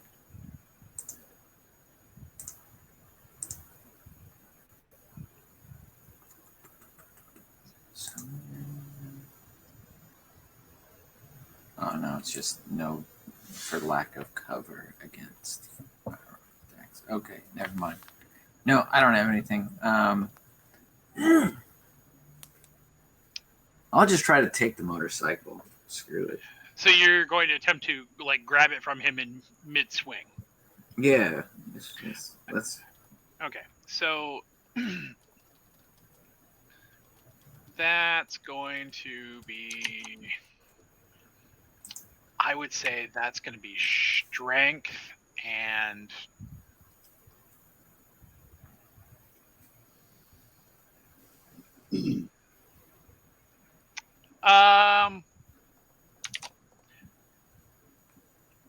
I would say strength and athletics. Okay. Because you're attempting to take it away from him rather than attempting to brawl with it. So 5 and 2. Yeah, 5 and so 5 to 7. So yeah, 5 and 2.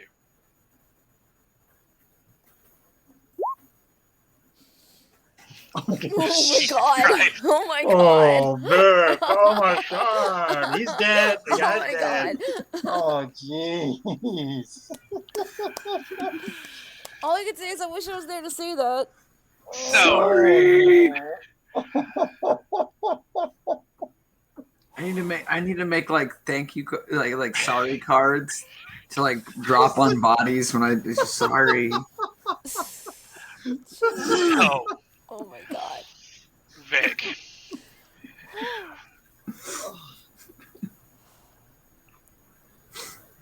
This kid basically grabs this motorcycle and thinks he's flexing. And it's impressive when he grabs this motorcycle and decides to swing it on you.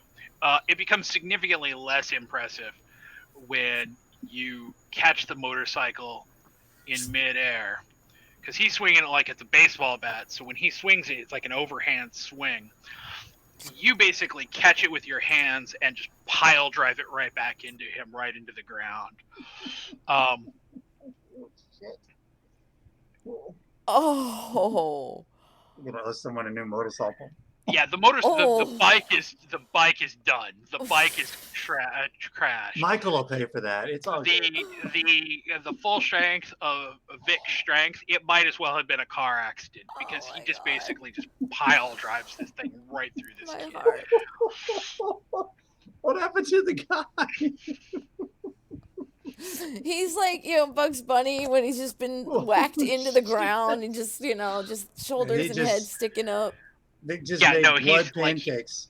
Yeah, no, he's not dead, but the amount of physical damage that's done to him, he basically will, when he wakes up, wishes he was. He is instantly put into torpor. Like, he just instantly lights out. Oh shit, we got to take him and revive him. Oh my god. But then he'll owe us one. Yeah, I think we should take him and revive him. I seriously do, and we should pay for this motorcycle. So, oh my god. Okay, so while this is happening outside, or Idaho's just gonna run away. Bye. Fucking Idaho's gone. an Uber for Alice. Peace. Sorry, the hearse is gone. So we'll cut away. Alice, you run inside to go narc Disabine. What do you say when you get back down there? There's a situation upstairs with a young punk that fucked around and found out with my two punks, and I think they're starting some shit in your parking lot. And, being your territory, I kind of thought you should know. She springs up and says, "Appreciate it. Come on," and leads you up. When you guys get up there, you don't get to actually see the event, but it is pretty clear exactly what happened, as there is Vic and Idaho standing there, and the crumpled remains of a motorcycle that are kind of sticking out like an angle out of the ground with God. the skin underneath. I tried to tell Vic not to do it. I don't say that. I don't say that. I'm not going to say that. Sabine comes out and her eyebrows raise, and she looks at you two, and she said, "This is not exactly what I had in mind when." Yeah. At least not on my property. I'm very sorry. So sorry. We're gonna clean this up. So sorry. Who? Do you know whose bike this was? She says the bike is immaterial. That's right. That's covered by will be covered by insurance. It's one of the usher's bikes. All right. Very sorry. Very sorry. We'll take the pancake guy out of here. I say we wrap him in a tarp, throw him in the back of the hearse, and get him to the basement fast. Yeah. Okay. Yeah. So you guys are gonna take him with you. Yeah, I actually really want to try to revive him. I mean, I wanted to teach him a lesson, not kill him. Okay. And again, he'll owe us some shit. We shit. taught him a lesson. Don't throw a fucking motorcycle at Vic. Hell yeah. Very specific lesson. You get messy crits at the worst time. Oh, no, this like is brilliant. when Idaho got his arm snapped. Oh man. That's why I only step up when Vic is there to back me up. Now I would not offend that. Now you know your place, Vic. Hell yeah! Are you kidding? I know. Okay, so Sabine, the ushers, it's not the one usher, come out and help move the bike off of the kid. When you pull the bike off of him, you know that if this was a person, they'd be dead. Like, no questions asked. When the bike came back down on him, not only did it crush all of the chest cavity, like, just flat, it also pushed the entire, like, the hips and everything back down. The only thing that saved this kid is that for some reason it didn't just collapse his heart. If it had collapsed his heart, he'd been dead. Oh, that's fucked up. Awesome. Well, hey, we've got a hearse here. We're ready. So you put the smashed kid, Okay, before we leave though, I'm gonna look at Sabine and say, Sabine, do you know? I mean, it may be hard to recognize him, but do you know who this guy is? I believe his name was Alan. Did he have any friends or any like coterie or anything? Not that I recall. Okay. I really don't want this to cause negative issues, So we'll do our best to clean this up. I'm really sorry. She goes, understood. She says, I've spoken privately with some of the ushers here, and they have informed me that he was the aggressor. So, of course, this cannot be put on you. Thank you. I really appreciate it. We did our best to at least take it out of the club before it went down. And I did my best to tell on everyone. She says, and I do appreciate all of the above. Awesome. Let's get the hell out of here. So, where are you? So where are you headed now? Well, we have a spare basement now that Carmine's gone. So are you going to head back to the club first, or are you going to head to the record surface? What surface? The wrecker, the 10 toes. No, I don't trust going over there with a body in the back. All right. Either we take him and drop him off and split that, and then So, what do we really need to do with poor guy now? I mean, can't we just like take him to the basement and shove him in the room and leave him? I mean, yes, he won't come out of torpor until he's given something to bring him out of torpor. And then even then, he's still going to need to heal. Yeah, I hear the rain. Let me ask this out of game. So I mean, don't tell me anything more than you want to tell me, but I'm running off the assumption he's obviously a Dustborn. He's been thrown into torpor. I'm actually, frankly, surprised he has such a huge dice pool as a Dustborn. He must be pretty strong. But, you know, maybe Vic and Al would have more experience. I'm kind of like at a loss. Like, if we give him like our Vitae, isn't that maybe like too much?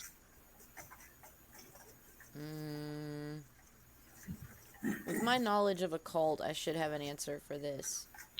That's gonna be Alice. That'll be a roll for you. Okay. That will be.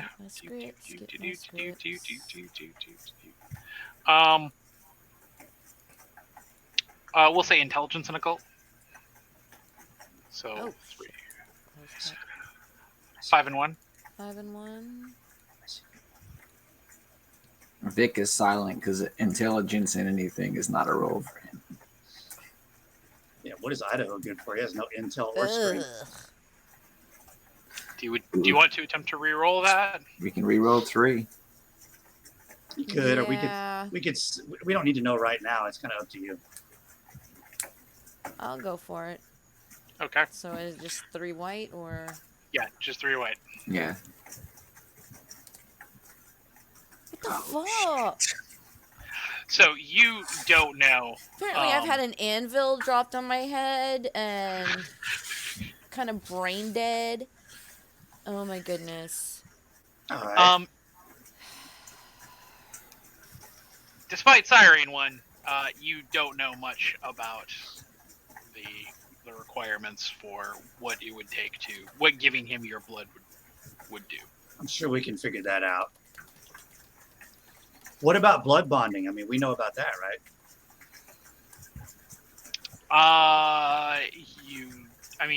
You know as much about blood bonding, like for kindred, as you do about anything. So if your question is, do you know about blood bonding? Yes, you do. My question is, and I'll just make it an in-game thing because we're driving back, right, and we're kind of thinking out loud about the crushed guy in the back.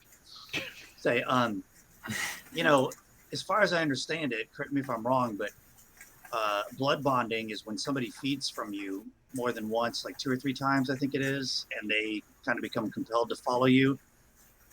Is that just like a thing that works on people, or does it work on kindred? Kai chimes in and says it does work on kindred. I forgot she was here. It is not. We left her ass in the car. She. Poor guy. She's gonna be so traumatized by what we do. She said it is considered a loathed state by most kindred, as it is. Do you, Kai? Do you know what would happen if we fed this guy some of our Vitae to bring him back? She says, I don't. She says, I know that Duskborn stop becoming Duskborn once they drink from kindred. What? So it's like a kind of like a diablerie thing for them? She says, yes. If a Duskborn drinks completely a kindred. Yeah, drinks them till they're dead. Then they... We're just talking about blood donors, baby. She says, oh. No, but if you're just trying to get somebody out of torpor... Well, if you're She says normal blood should work. Yeah. This isn't an elder. Yeah, I was just kind of curious. We were going for convenience sake, I think. Yeah, we certainly there's plenty of blood, but hell, I was getting all excited. And if we're talking about bonding, I'm unbondable. Mm-hmm. Yeah, but that means you're unbondable if you drink from someone else, right? Mm-hmm. Okay. Yeah, that just means that you can't be enslaved by somebody else. I was thinking, Okay. how funny would it be if we used one of our vitae to bring him back, and he ends up bonded to one of us? I was just thinking that, but I guess that's not an option. All right, well, let's take his sorry ass to the basement. We'll deal with him later. So, Accordion Allen is taken back down to the cell where Carmine was. The ghouls have done their absolute best to clean the room out. Even now, over a week later, the room still smells. There is a fetid, wet, marshy, dead smell that still clings to that room. It's pretty unpleasant.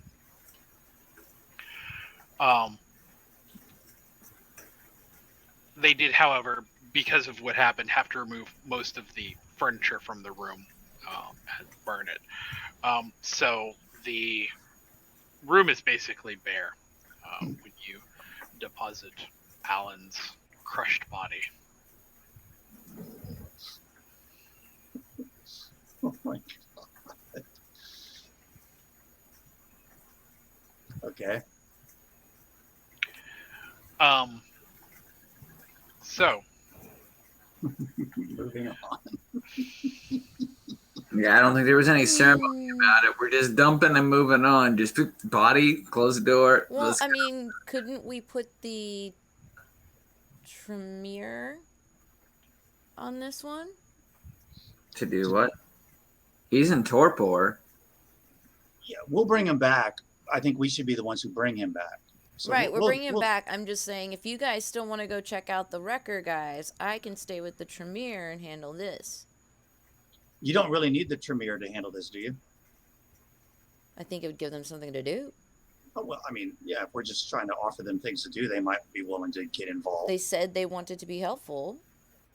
Yeah, I mean, your call. I'm certainly not going to. Because, I mean, I'm not in a position to make this happen, but I'm sure I'd be okay at overseeing. Yeah, I mean, we probably could find a couple of bums in the alley that also we could use to make this happen if we wanted to do it right now. So, yeah, I'm just proposing me and Kai go back. And maybe you guys handle the Wreckers. okay, so you and Kai, you're going to take Kai back to the apartments and go seek out the Tremere to help with this? Yeah, I think it's a good idea. Okay, we're gonna split scene. Mm-hmm. Well, hang on. Before we split scene, Okay. I'll look at Vic and say, well, Vic, I mean, do you want to just hang here or Al, do you want us to just hang with you and do this, and we could all go to the Wrecker some other time in force rather than splitting up? I'm down for either thing. I mean, if we're going to go, it sounds to me like the two guys at the Wrecker service are a couple of punks. That's what it sounds like. Maybe not entirely unlike the broken guy that's now in our basement. So it might not be a bad idea if when we decide to go to Ten Toes, we go in force. Okay. No, I see. I mean, what do you guys think? Yeah. I mean, I'm not trying to discount you, buddy, Vic. I'm sure you could handle both of them by yourself, but maybe if we show up with enough of us and talk to them, maybe we don't have to crush them. Maybe we can convince them just to, not be assholes just through talking to them. I mean, what's your vote, Vic? I'm down for either way. All He's right, like, I've already let's go. crushed somebody. I can beat him up, or I cannot beat him up. All right. Away with me. Let's stick together. See this through. All right. Okay. Kai chooses this opportunity to head back to the apartments. All right. She is choosing to go paint because she's already seen the ground painted with enough entrails for one evening. All right. When the drive to the Wrecker place. Oh, no. Oh, I'm sorry. Is that what we decided to do? I thought the agreement was to go drop off the body first as a crew and then go to the wrecker as a crew. Okay. I thought we had decided to put off the wrecker and raise up dumbass tonight, but okay. Either way. Okay, Are we going to the wrecker?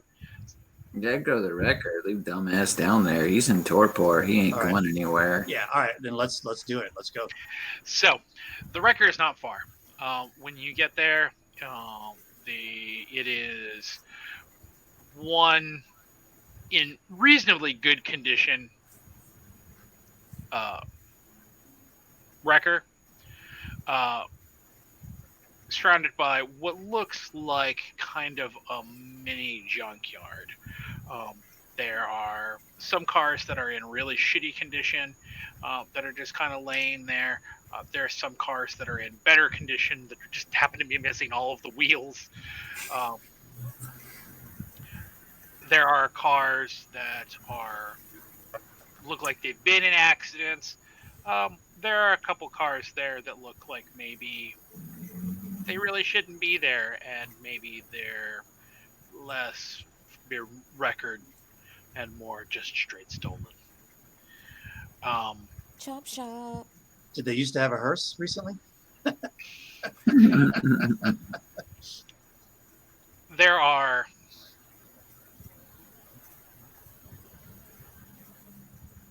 you can smell for the bloodhounds both kindred and humans. There are a number of people who are there who are kind of milling around.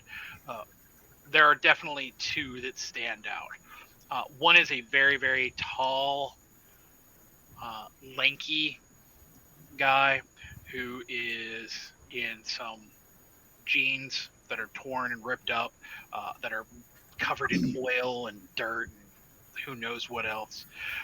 The other is a smaller, kind of stouter guy who he's got kind of like a military crew cut that's kind of grown in the back to kind of an awful mullet. Wearing like overalls and like a jacket, despite the fact that it is nowhere near cold enough to need all of that clothing. One of them is under the hood of a car with like 2 or 3 people who are shining lights in. The other one is off, the taller one. He's in the garage, hoisting something on a chain. Looks like maybe it's an engine block. There are, again, 2 or 3 people who are in there who are kind of trying to balance it. So they're not just a towing company. It would appear not. So, you've seen all this from the outside, like from looking straight in. The gates are wide open. They're not trying to hide any of this.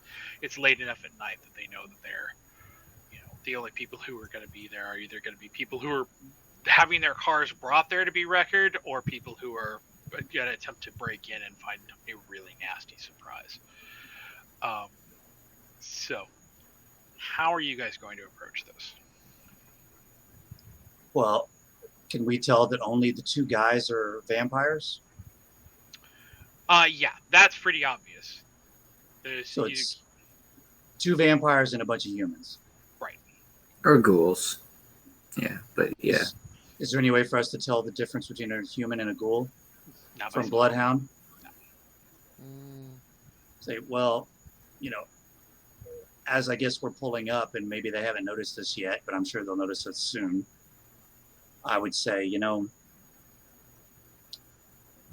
I mean, I don't know what you guys want to do with this situation. Michael's not here. I feel this is more like maybe a courtesy call, like a diplomacy visit. If they're complete jackasses to us, we just leave, and figure out how to deal with that another time, another way. Well, let me ask this. Are there enough dark spots that I could hide out and get close enough to do a little eye spot, like kind of listening in on conversation, see if there's anything else I can tell.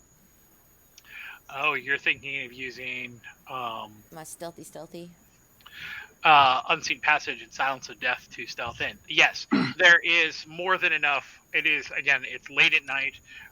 There are some very large spotlights that are nearby, but frankly, there's also a lot of deep shadows. There's plenty of places to stealth in. So yeah, you could very easily, if you wanted to, decide to take that tactic. Yeah, let me at least try a little reconnaissance before we just march up in there. Do you want right. help?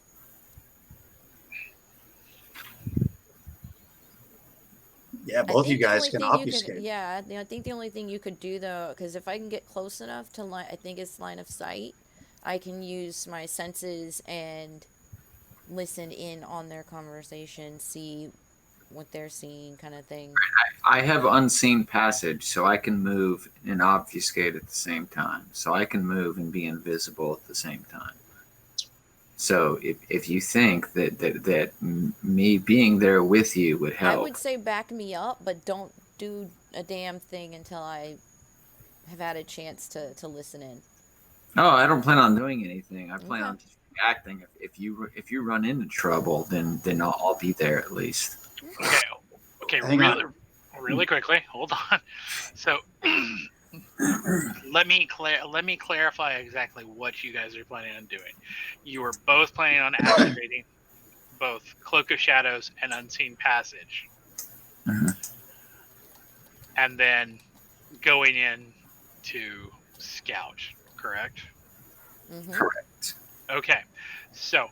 And I'm more there as backup. I'm instead of she's more scouting. Like I'm just kind of like making sure she's safe, if that makes sense.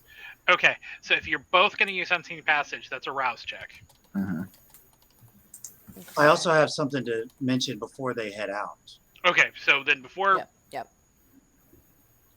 So, Al, if you guys are going to sneak in there and you're going to do like your thing where you can piggyback on his senses, is that what you're talking about? Mm-hmm. For all you know, you might go in there and he might just be thinking, wow, this is the coolest motor I've ever seen in my life. Or I wish I could still drink beer, you know? What if you two guys go in there, do a little recon, you hook up with the guy, and then I walk in by myself and start talking to them about the situation, the Anarchs, Michael. You know exactly what he thinks about that, right? Presumably, is that how it works? No, it's just senses. It's like being able I to can see what he smell. sees, I can hear what he hears, I can feel what he feels, but I have no manipulation of the situation. Okay. Well, I was hoping either way, I'm happy to, if you guys want to figure out some kind of signal, or I just give you a certain amount of time, and I could go in there by myself and start talking to the guys while you two are stealthed and watching, and if anything goes south, you jump out of the shadows and join in, you know?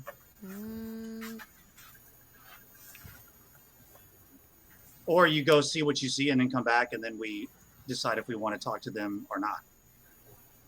That was kind of my plan. That way we had, this. Yeah. I mean, I get what you're getting at. I'm just kind of wondering. What about the cat? Yeah. Cat toys. Okay. I mean, at least if we got a feel for what's being said, or if there's any hostilities or whatever, I mean, then I can, text and be like, yeah, go ahead, dude, walk all in, let's see what happens, and then we be your backup. Yeah. That's what I was thinking. It might be interesting to see how they react to just me there by myself. But I just didn't want anyone going in alone. So So I didn't want Al going in alone. I didn't want. So if we're all going in as a team, it's all cool. Well, y'all go stealth in, and then you can send me a text based on kind of what you find out and how you think we might should proceed. Okay, so first it's rouse check, huh? Yep, both of you need to make a rouse check.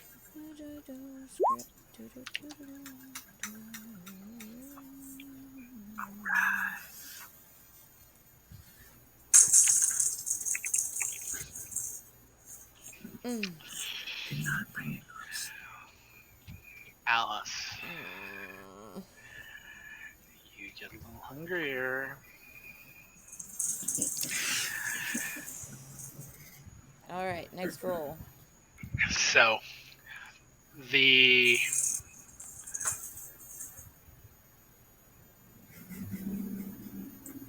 once you now here is the interesting thing about this: as you both vanish and are using your silence of death to move stealthily, you can't see the other person either. Ooh, awesome. So you have no way to even communicate. Well, wait, we would have known this about this power, correct? I assume you would have, as you both have it. I couldn't grab each other's hand. Let me double check the power to make sure.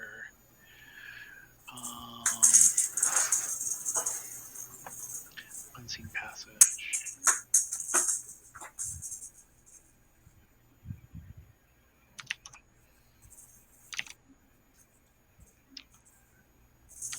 You could grab one another's hand before you did it. Got you, dude. Worth mentioning, and this is something that you would both You just can't know. look at each other. This is something that you would both know. While you would appear invisible to the human eye, if there's a security camera anywhere, you will appear as bright as day. Obfuscate at this level does not provide protection against electronic means. I see what he's getting at. That's what I was going to get, but then I realized They got CCTV. We're fucked. that was the XP change we had tonight. I was going to get that 3rd level. Okay, so let's leave and come back later. Go for it. If you see cameras, avoid them. I mean, we're not going in for like to avoid CCTV, are we? I mean, we're just kind of meaning if they have live cams in their office watching the junkyard right now, then they see us traipsing through there. That's insta-pissed. Like, we have nothing to stand on. Let's try to avoid cameras. Yeah. I mean, I'm not. Go for it. Do it. I don't know, the way he's rolling tonight. Yeah. But then there's the way I'm rolling tonight. So no, I'm not Vic sure. will just Vic will eat Vic will eat the cameras. But if I critically success on avoiding cameras, I don't kill anybody. You eat the cameras. Is that the consensus? We want to do this. Yeah, go for it. Fuck it. I grabbed my brass knucks. All right, so, we're going in. Don't worry. If anything goes south, I'll drive out of here really fast. Don't worry. Oh, I bet you will. So as you creep it, so I guess here's a question: are you guys attempting to like still creep in, like even though you're invisible, still attempting to like stealth your way through, or are you just relying on your invisibility to basically try to walk straight through? Oh no, stealth.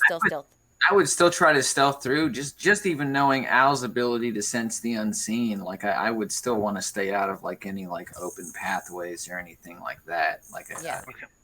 So as you are navigating through, you come near some people, really near some people. You do see there are cameras that are overseeing everything, but you can also see exactly the CCTV that the cameras are outputting to, which is in the garage. Okay. And nobody is paying attention to them. Okay. All right, cool. As you go through, there are a couple things. One, the larger one in the garage is blaring Nickelback about as loud as can possibly be Okay, insta death. Sorry. No, no, no, no, no, no, no, no, no. This cannot stand. That's my It's favorite on a CD, band. it's on a CD player, so you know that he's not even like it's not even something that's on the radio. It's on Like he's repeat, isn't He it? paid actually like money he's for this got piece of he plastic. bought the CD and he's Oh, playing it. gross. Oh. So Yeah, These we're guys not are gonna the- tap into that guy. I They're don't the need best. that. I don't They're need the that. best. These guys are the best. He's the guy we need to eliminate. What are you talking about? We're not trying to eliminate either one of them. So the other thing is that you notice that as you're going through the record, some of these cars, there are bloodstains on the inside of the cars. Ooh. Some of them that's explainable away by saying that it was like a wreck, but in at least one case, the car is in basically pristine condition except for the blood inside. Hmm.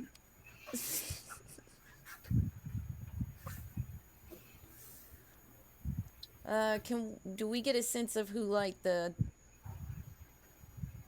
big badass leader of the gang is?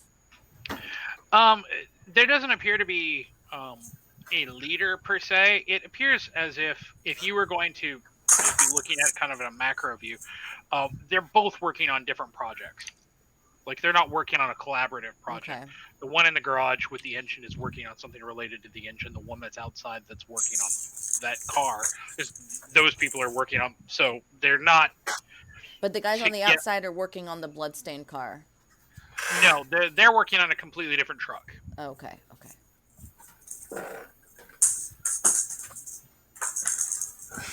I guess I'll try to tap into. We're still on the outside, so yeah, the guys on the outside. If I have line of sight, let's tap into hearing and sight. That is.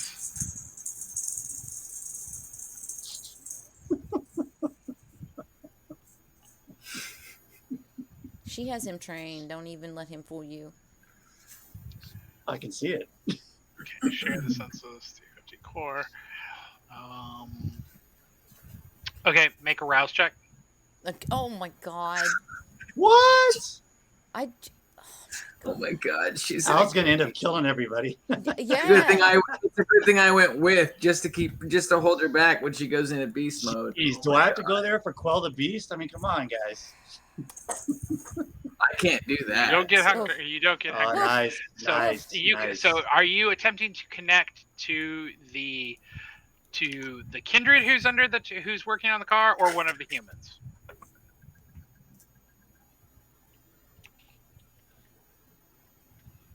The kindred. Okay.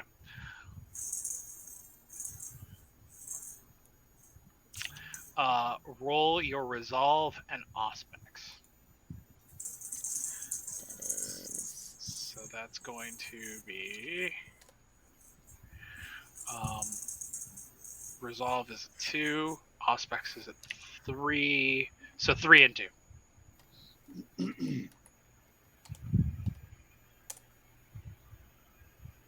You can reroll 3. You can reroll up to 3. What is wrong with my dice tonight? They're not mine. That's Yeah, wrong. Yeah. Zack stole all of our successes. Yeah, that's what Bastard. it is. Are you gonna reroll or are you gonna let it slide? Yeah. Okay. What is it? 3 white? Yeah, 3 white. Hey, nice. Alright. You slide into now what senses are you using? Wits and result. Sight, Result. hearing. Oh, Now and you're using this on the kindred that is outside, not the one that's in the garage. Outside working on the truck. So you're using sight and hearing? Yeah. Okay. When you slide and you see through his eyes, he is like hyper focused on some very, very minute cracks that are materializing on some of the internal components of they look like miniature stress factors. You know that if you were looking through human eyes, maybe even through your own eyes, you probably wouldn't be able to pick up on these. But this is a combination of his internal eyesight as well as his skill to be able to identify this damage. Hearing wise, you are struck by the beauty, if one could say that word, of Chad Kroger singing.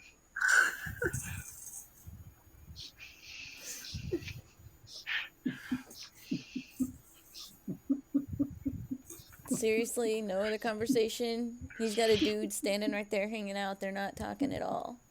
No, they're holding like flashlights and stuff like that. Yeah, if there's nothing to see here, people. People, yeah, we'll just like walk along, skirt out of there. Okay, so you're going to exit out. Yeah. Okay.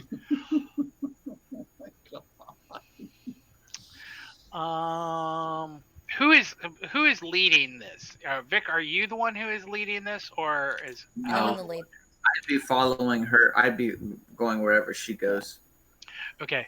Al, I need you to roll your stealth and your dexterity, and you can add your obfuscate. I need numbers here. So that's a total of 6, so 4 and 2. Good luck, everybody. Oh, come on. You can re-roll if you would like to It's a re-roll. night of endless rerolls. Well, So you still don't got the have to. willpower for it. You don't have to. You do have 2 successes, but if you'd like to heighten your successes, you can, or you can just let it ride. You can only re-roll 2, though. Yeah. Oh, that's right. I'll let it ride. So, as you guys are exiting, one of you happens to catch your foot on some debris, and it rolls. Everybody's head shoots up and looks, but as they don't see anything other than the debris, they quickly go back to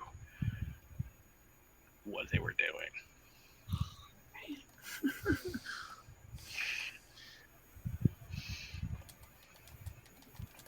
Throw the can at them.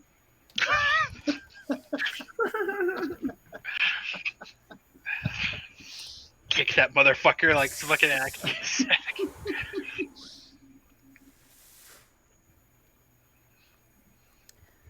Yeah. So at this point, try to go check So- out other home dude. Okay, so you're not exiting, you're heading to the garage now. If we have cover. Yes, you could move alongside the side of the building and go basically the long way around. Mm-hmm. So when you get to the garage, just going in there makes you want to wash your hands. Everything is covered in grime or grease or oil or My dad was dirt. a mechanic. Yeah. It is not. There's nothing here that is clean.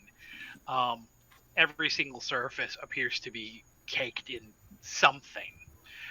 In fact, the only thing that appears to be even remotely clean is the engine itself that is actually hanging on a chain in the middle of the garage. It is a giant, monstrous thing,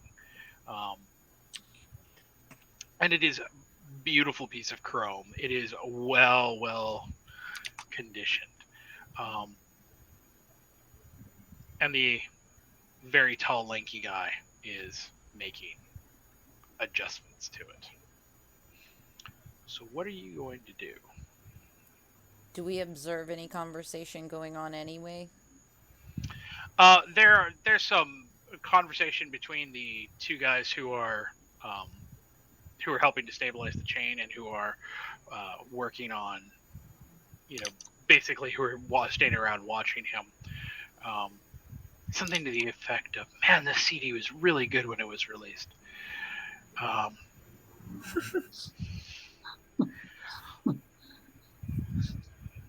You overhear one of the guys being like, "One of the underrated masterpieces of this generation, bar none. Completely underrated." Oh man. They're Get just out Take a drill bit, shove it Get out right of in my there. ear. Quick, get out of there while you still can. Vic is taking all this to heart, man. He's like, "What, really?" No, Vic, no. Yeah. Yeah, at this point, I say we back out, regroup. Okay, so now you're talking that you want to head all the way out, Yeah, back back over out to to Idaho. where? Okay. So I have thoughts. So, Vic.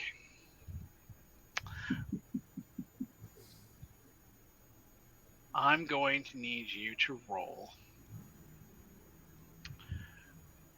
your stealth and your dexterity, and you can add your obfuscate. That's So it's 3, so 3, 2, 2, so that's 5, so 9, 7, so 5 and 2.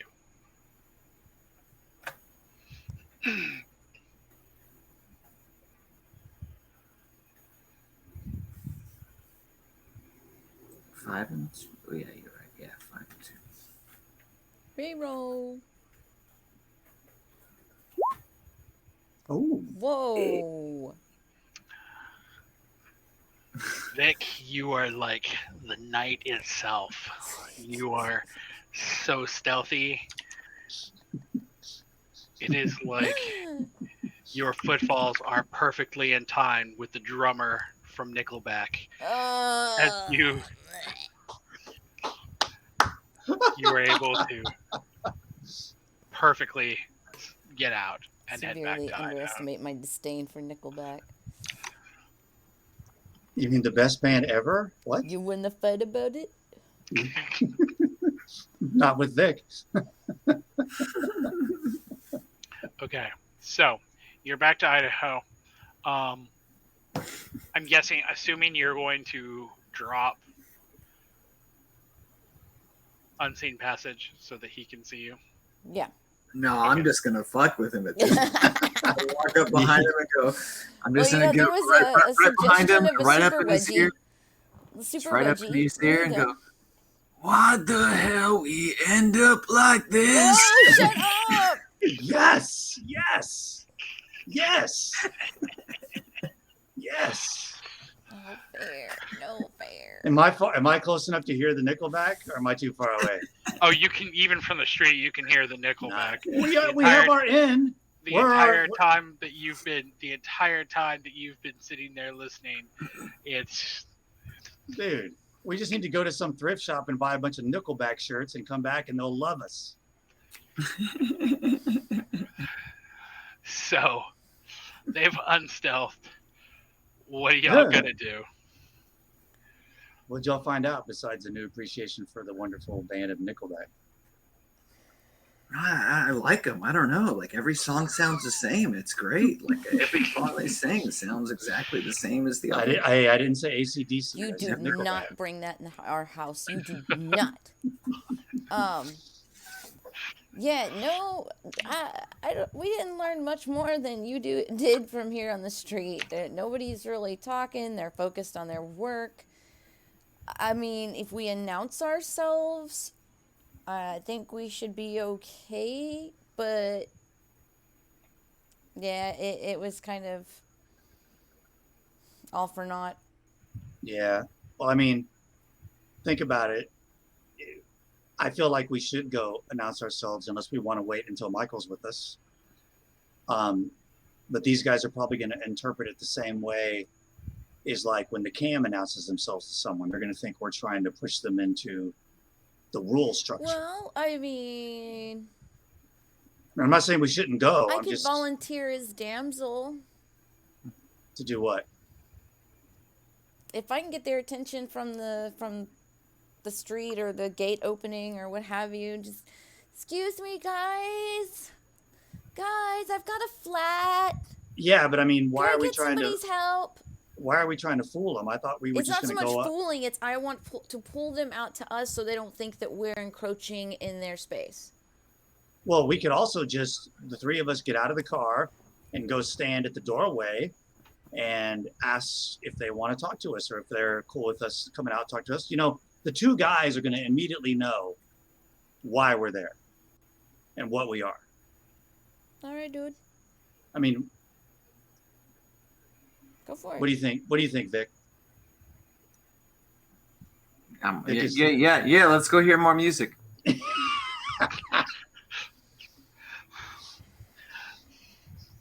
All right. I mean, let's go. So let's just, I assume it's sort of like, I mean, they've got the wide open gate so you can kind of see where the sidewalk stops and where their yard begins, right? Yeah. So let's just go stand right at the edge so it's obvious we make ourselves known without encroaching unduly, right? Okay. So you guys are basically planning to walk up to the front open gate and just kind of present yourselves. And unless Al and Vic think that's, you know, not a good way to go about it. Let's go. All right, let's do it. So when you guys come around the corner, there is a guy who is taking out trash and singing under his breath, "Look at this photograph." You guys should be ashamed to even know those lyrics. I don't even know any Nickelback lyrics. You do now. I'm all the better for it. So when he sees you, he like startles and drops the trash. Him dropping the trash prompts the other two humans that are by the truck to look up to see what's going on. But the kindred who is under the hood of the truck doesn't react, at least noticeably. The guy who's nearest to you is like, "Jesus fucking Christ. Oh, like, what can I do for y'all?" We're here to talk to the bosses. He's like, "I mean, they're busy. They're working on stuff inside. Does you guys got like a flat or something like that? I mean, we can try to get you. Do you need some towing assistance? And like, you walked here, we can get the record." Hang on. If you just go in, we'll just stand right here. If you just go to one or both of them and point at us, they'll know. Get them to look at us, and they'll know what's up. He's like, "Okay, that's weird as shit, but okay." He sets the trash down outside the gate, and That guy ain't no ghoul. And he's like looking at you, and you can hear him under his breath as he walks away.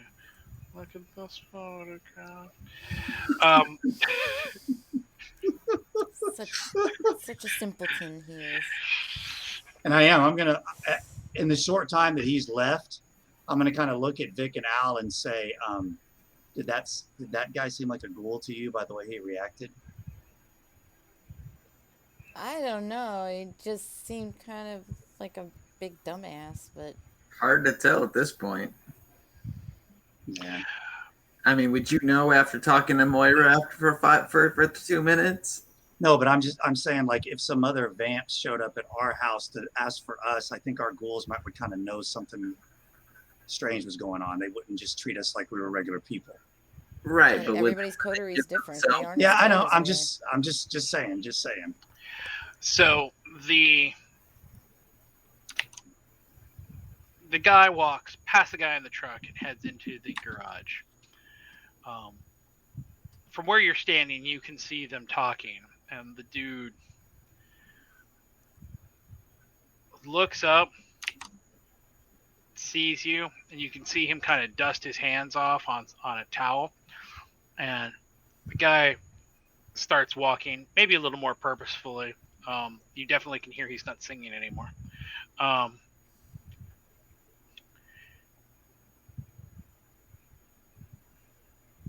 When he walks out, and he says,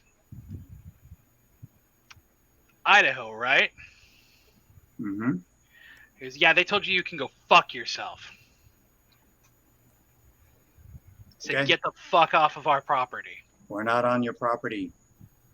You're in our domain. No, we're in our domain. He goes, "Nah, this is their barony. They get to call the shots here." Well, I mean, you don't see me leaving, do you?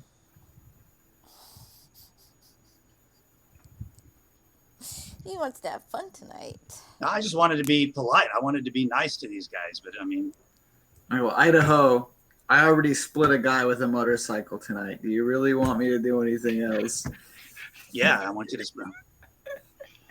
You want to split these guys with a 57 Chevy? Okay. I'll say, well, I mean, we just wanted to come by and say hi, but if they're not in the mood for socializing, then we'll take our leave. So are you choosing to leave, or are you going to... I mean, I'm following the lead of Vic and Al. If they want to, because I really thought, we just came here to be diplomatic, not to start trouble. No, me too. Yeah, no, I agree. I was just joking about the splitting. Yeah. No. Oh, I know. Yeah, no. So, I say we offer to leave our phone number, that we would like to be in touch. Go for it. Amicably. And we still have our business cards, right? No. Okay. You don't have any sort of business card. So they know who we are. They clearly know who we are, and they have no desire to talk to us. That's obvious. Right. This is just an olive branch. I don't even expect him to take my number. I'm just, look, no beef tonight, man. We were just in the neighborhood, wanted to touch base. It's cool you don't want to talk to us. Can I at least leave my number with one of you guys? And maybe when cooler heads prevail, we could have a chat. He pulls a pen out of his jacket. He goes, "Hey, can I give you my number?" Sure. He writes it on his hand, and he holds it up. And on the inside of his hand, it's "piss Go fuck off." yourself. Yeah. Well, that's about as much as I can imagine from a fuckwad that listens to Nickelback. And at that, I spin on my heels and I start walking for the car. Hey, just let you know, man, Sabat's making their move, trying to help people, but you don't want help. All right, bye. And Peace. I will say, I was planning on burning you guys a copy of the rare release of the live Nickelback I have, but I guess I'll leave.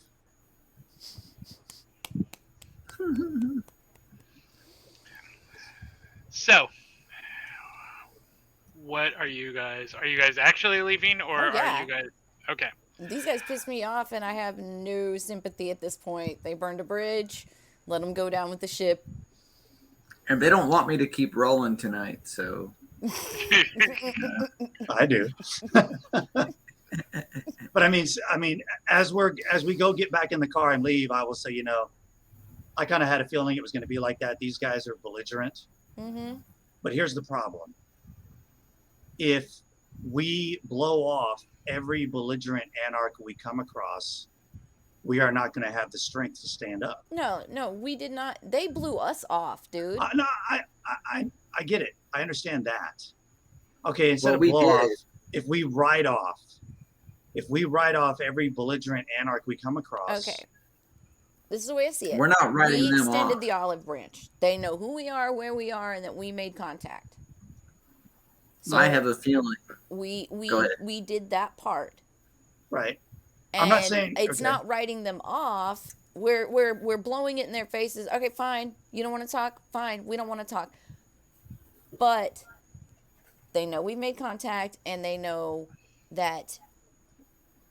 How do I put this? We know they know that we know that they're there. Yeah. So the door is still open. Yeah, and I kind of was speaking more like theoretically, like But I also don't think that every group that we come across is going to be this belligerent. well, I of just course think not. this was the, Of course not. well, you're saying, well, what if every group, well, not every, hopefully, encounter is this ridiculous. Mm-hmm. And I think that some belligerence, is going to happen. Yes, But, we're also trying to warn them about the dangers that are coming, like right. I get it. So, I get it. So once they experience, if they ignore us and they experience those dangers firsthand, I think they're going to be a lot more inclined to come over and now they know who we are and that we've reached out. They're going to be more inclined to reach out point too. and be like, Yeah, hey, yeah. Yeah, So I got you. I'm just thinking out loud. I don't think we should go back, and I don't think we should say that we're done. We can do things, try again in the future with other things, or see what happens. yeah, exactly. Yeah. Just let them be for now. They'll Right. either reach out to us, or something will happen that'll make us have to reach out to them again. Yeah. Okay. Well, now we know who they are, and we know that they are part of our group of, the Nickelback Appreciation Society. Mm-hmm. Gonna just And that, close as the we head, chat now. yeah. Now, let me ask this though: How do I slip my wrist in chat? Hold on. Hey, careful! Trigger Okay, warning. Sorry. Okay. Joking. Joking. How close is their yard to us? So relatively speaking, if you're looking at the map, so the star where New Rain is, if you basically followed that as if it was a straight line down, discounting the little divot there, it's basically a little bit down from that elbow on the other road.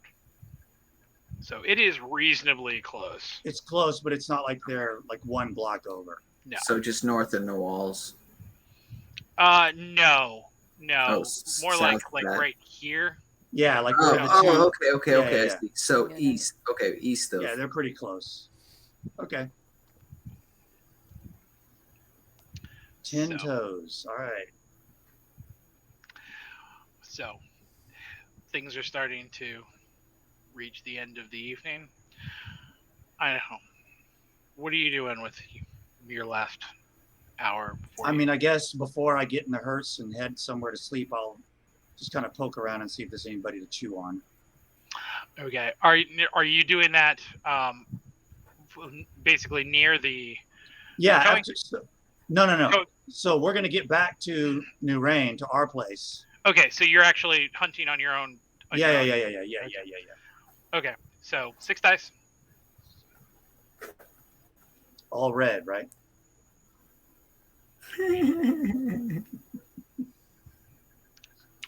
14, actually.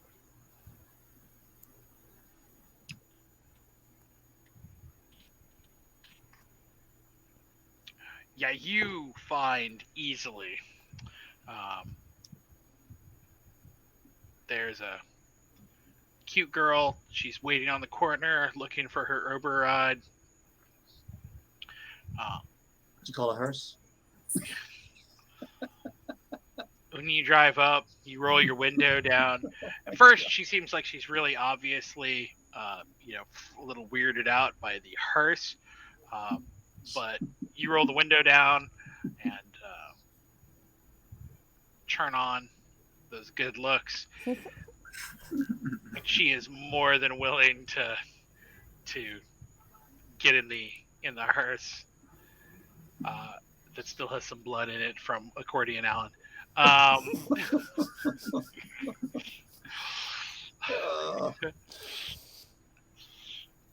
And is more than willing to get down and frisky with you. Nice. So how much of your hunger are you sating this evening? I'm only the 2. So you just gonna bring it down to 1? Yeah, I'll even ask her where she's headed. If she's not going that far away, I'll take her home. She is not going that far away. It is an easy drive to take her back to. She just called Goth Uber and didn't even realize it. Yeah, there you go. Vic, what are you doing? I'm at 2. I need to feed. Okay, so 4 and 2 for you as well. I think you can actually just reroll it.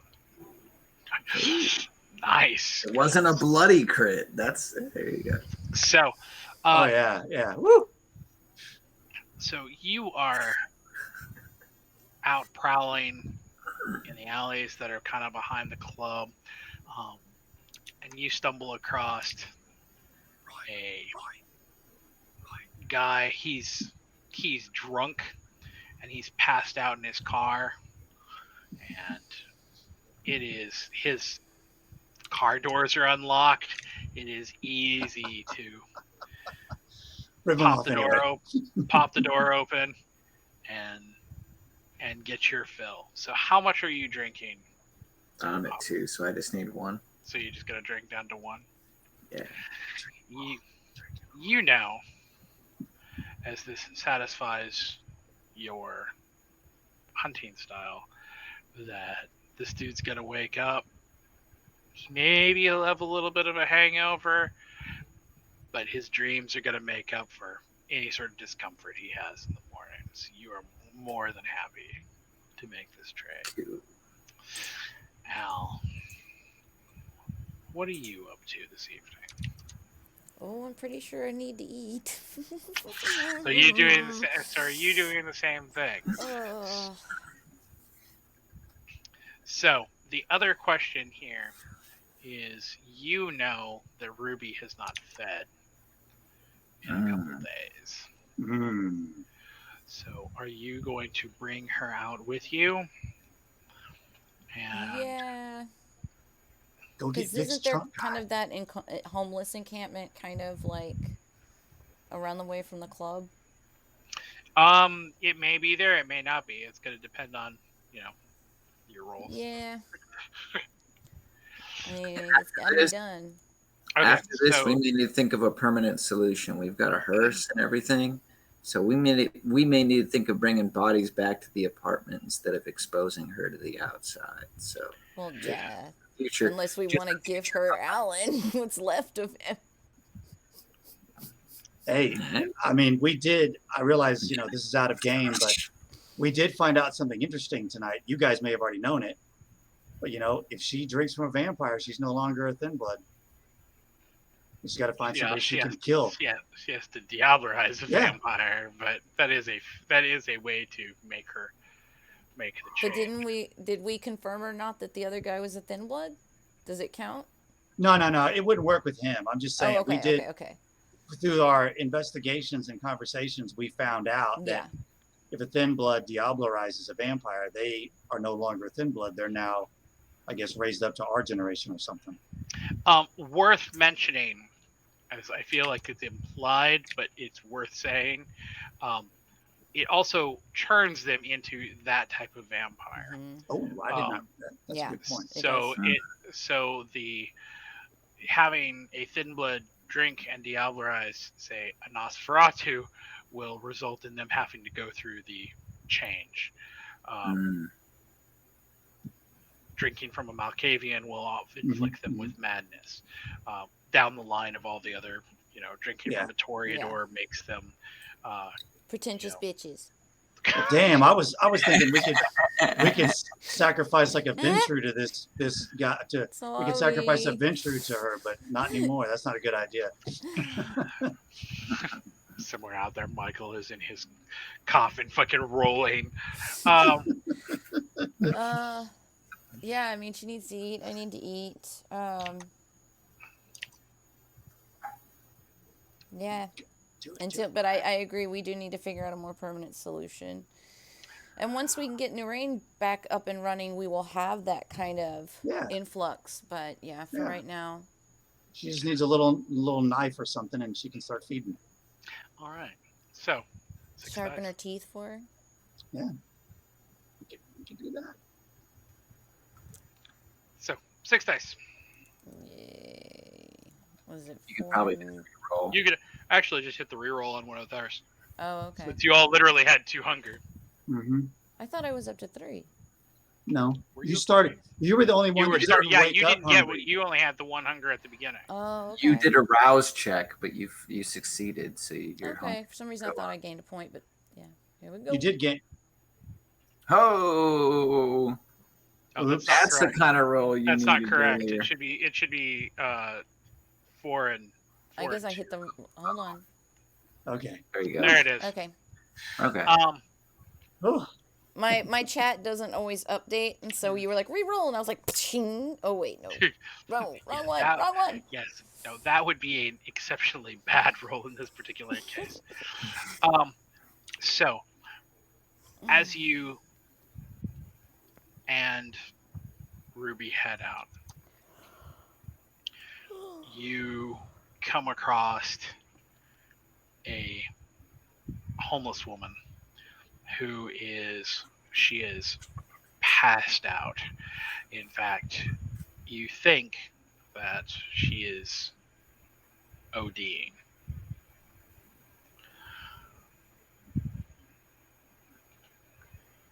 As you and Ruby descend on her, you can hear as you sink your fangs into her neck that her heart is already pounding like a double kick drum. But you sink your fangs in, once for you, once for Ruby. And as the two of you drink, you can feel her heart slowing, quieting. Ruby drinks more. I'm assuming you're only drinking the 1 point you need. Mm-hmm. Ruby drinks 2. But in a way, you may have actually saved this woman's life. As the reduction, literal blood pressure, causes her heart to forcibly slow down. Saving the day.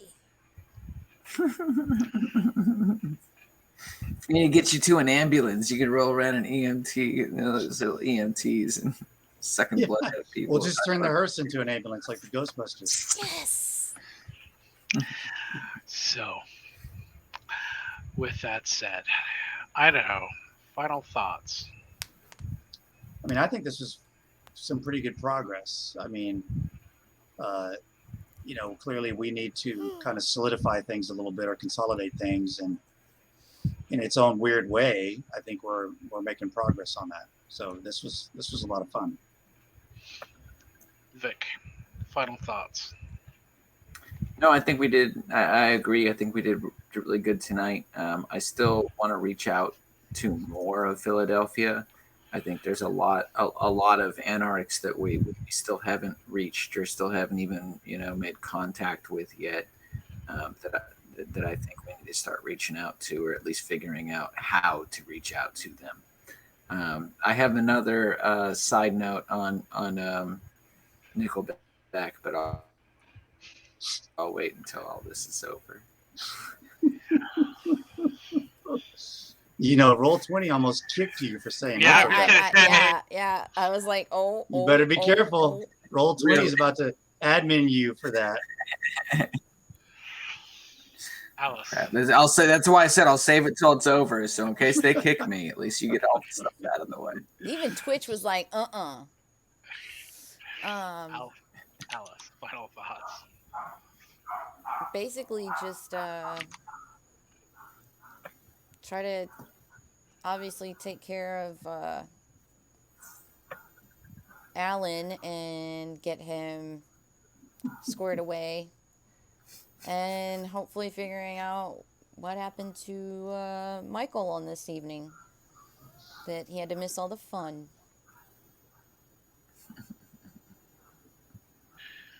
Well, with that, our session for tonight is over. If not Chronicle itself, XP is being awarded, like right now. Awesome. Ooh. And hopefully next week we'll have a full coterie. Gotta see who we can raid. So about Nickelback, Go ahead. I used to work for Geek Squad a long time ago. I used to work phone tech support over the phone, and I remember sitting on the call floor, and they used to play these songs over the intercom, and Nickelback happened to come on, and the lady next to me, she's around, goes, "Oh, I love this song." This is a big black lady. She's like, "Oh, I love Nickelback. I love this song." And I'm like, I don't see how you can like them. Like every single song from them sounds the same. Like it really does. Like every song sounds the same. And she's like, no, they don't. They sound so different. There's like they're each song is so different from each other. And we start arguing over this for like, a couple of minutes. And then towards the end of the song, she turns to me and goes, "This isn't the song I thought it was." And I was just like, you just proved my point. Like you just proved my point. Oh my god. Oh, awesome. Awesome. Well, guys, I should have this episode loaded to YouTube sometime tomorrow for anybody that wants to catch up, share with your friends, get them interested. So that should happen next 24 hours. Sweet. And yes, thank you all for joining us tonight and saying hi. Absolutely. We love hearing from you guys, and thank you for our lurkers as always. And I think we're going to host my friend Black Shuriken. We will head over to him, and yeah, let's see. Any last words, guys? Nickelback references in his stream. Oh no, let's not do that. What? I sincerely doubt they'll come across Nickelback references in his stream. Well, we will cut over to our ending screen just so I can head everything out. But thanks for joining us, guys. We had a ton of fun tonight, and we will see you next Monday. We'll see you next Monday. Bye. Adios. Yeah.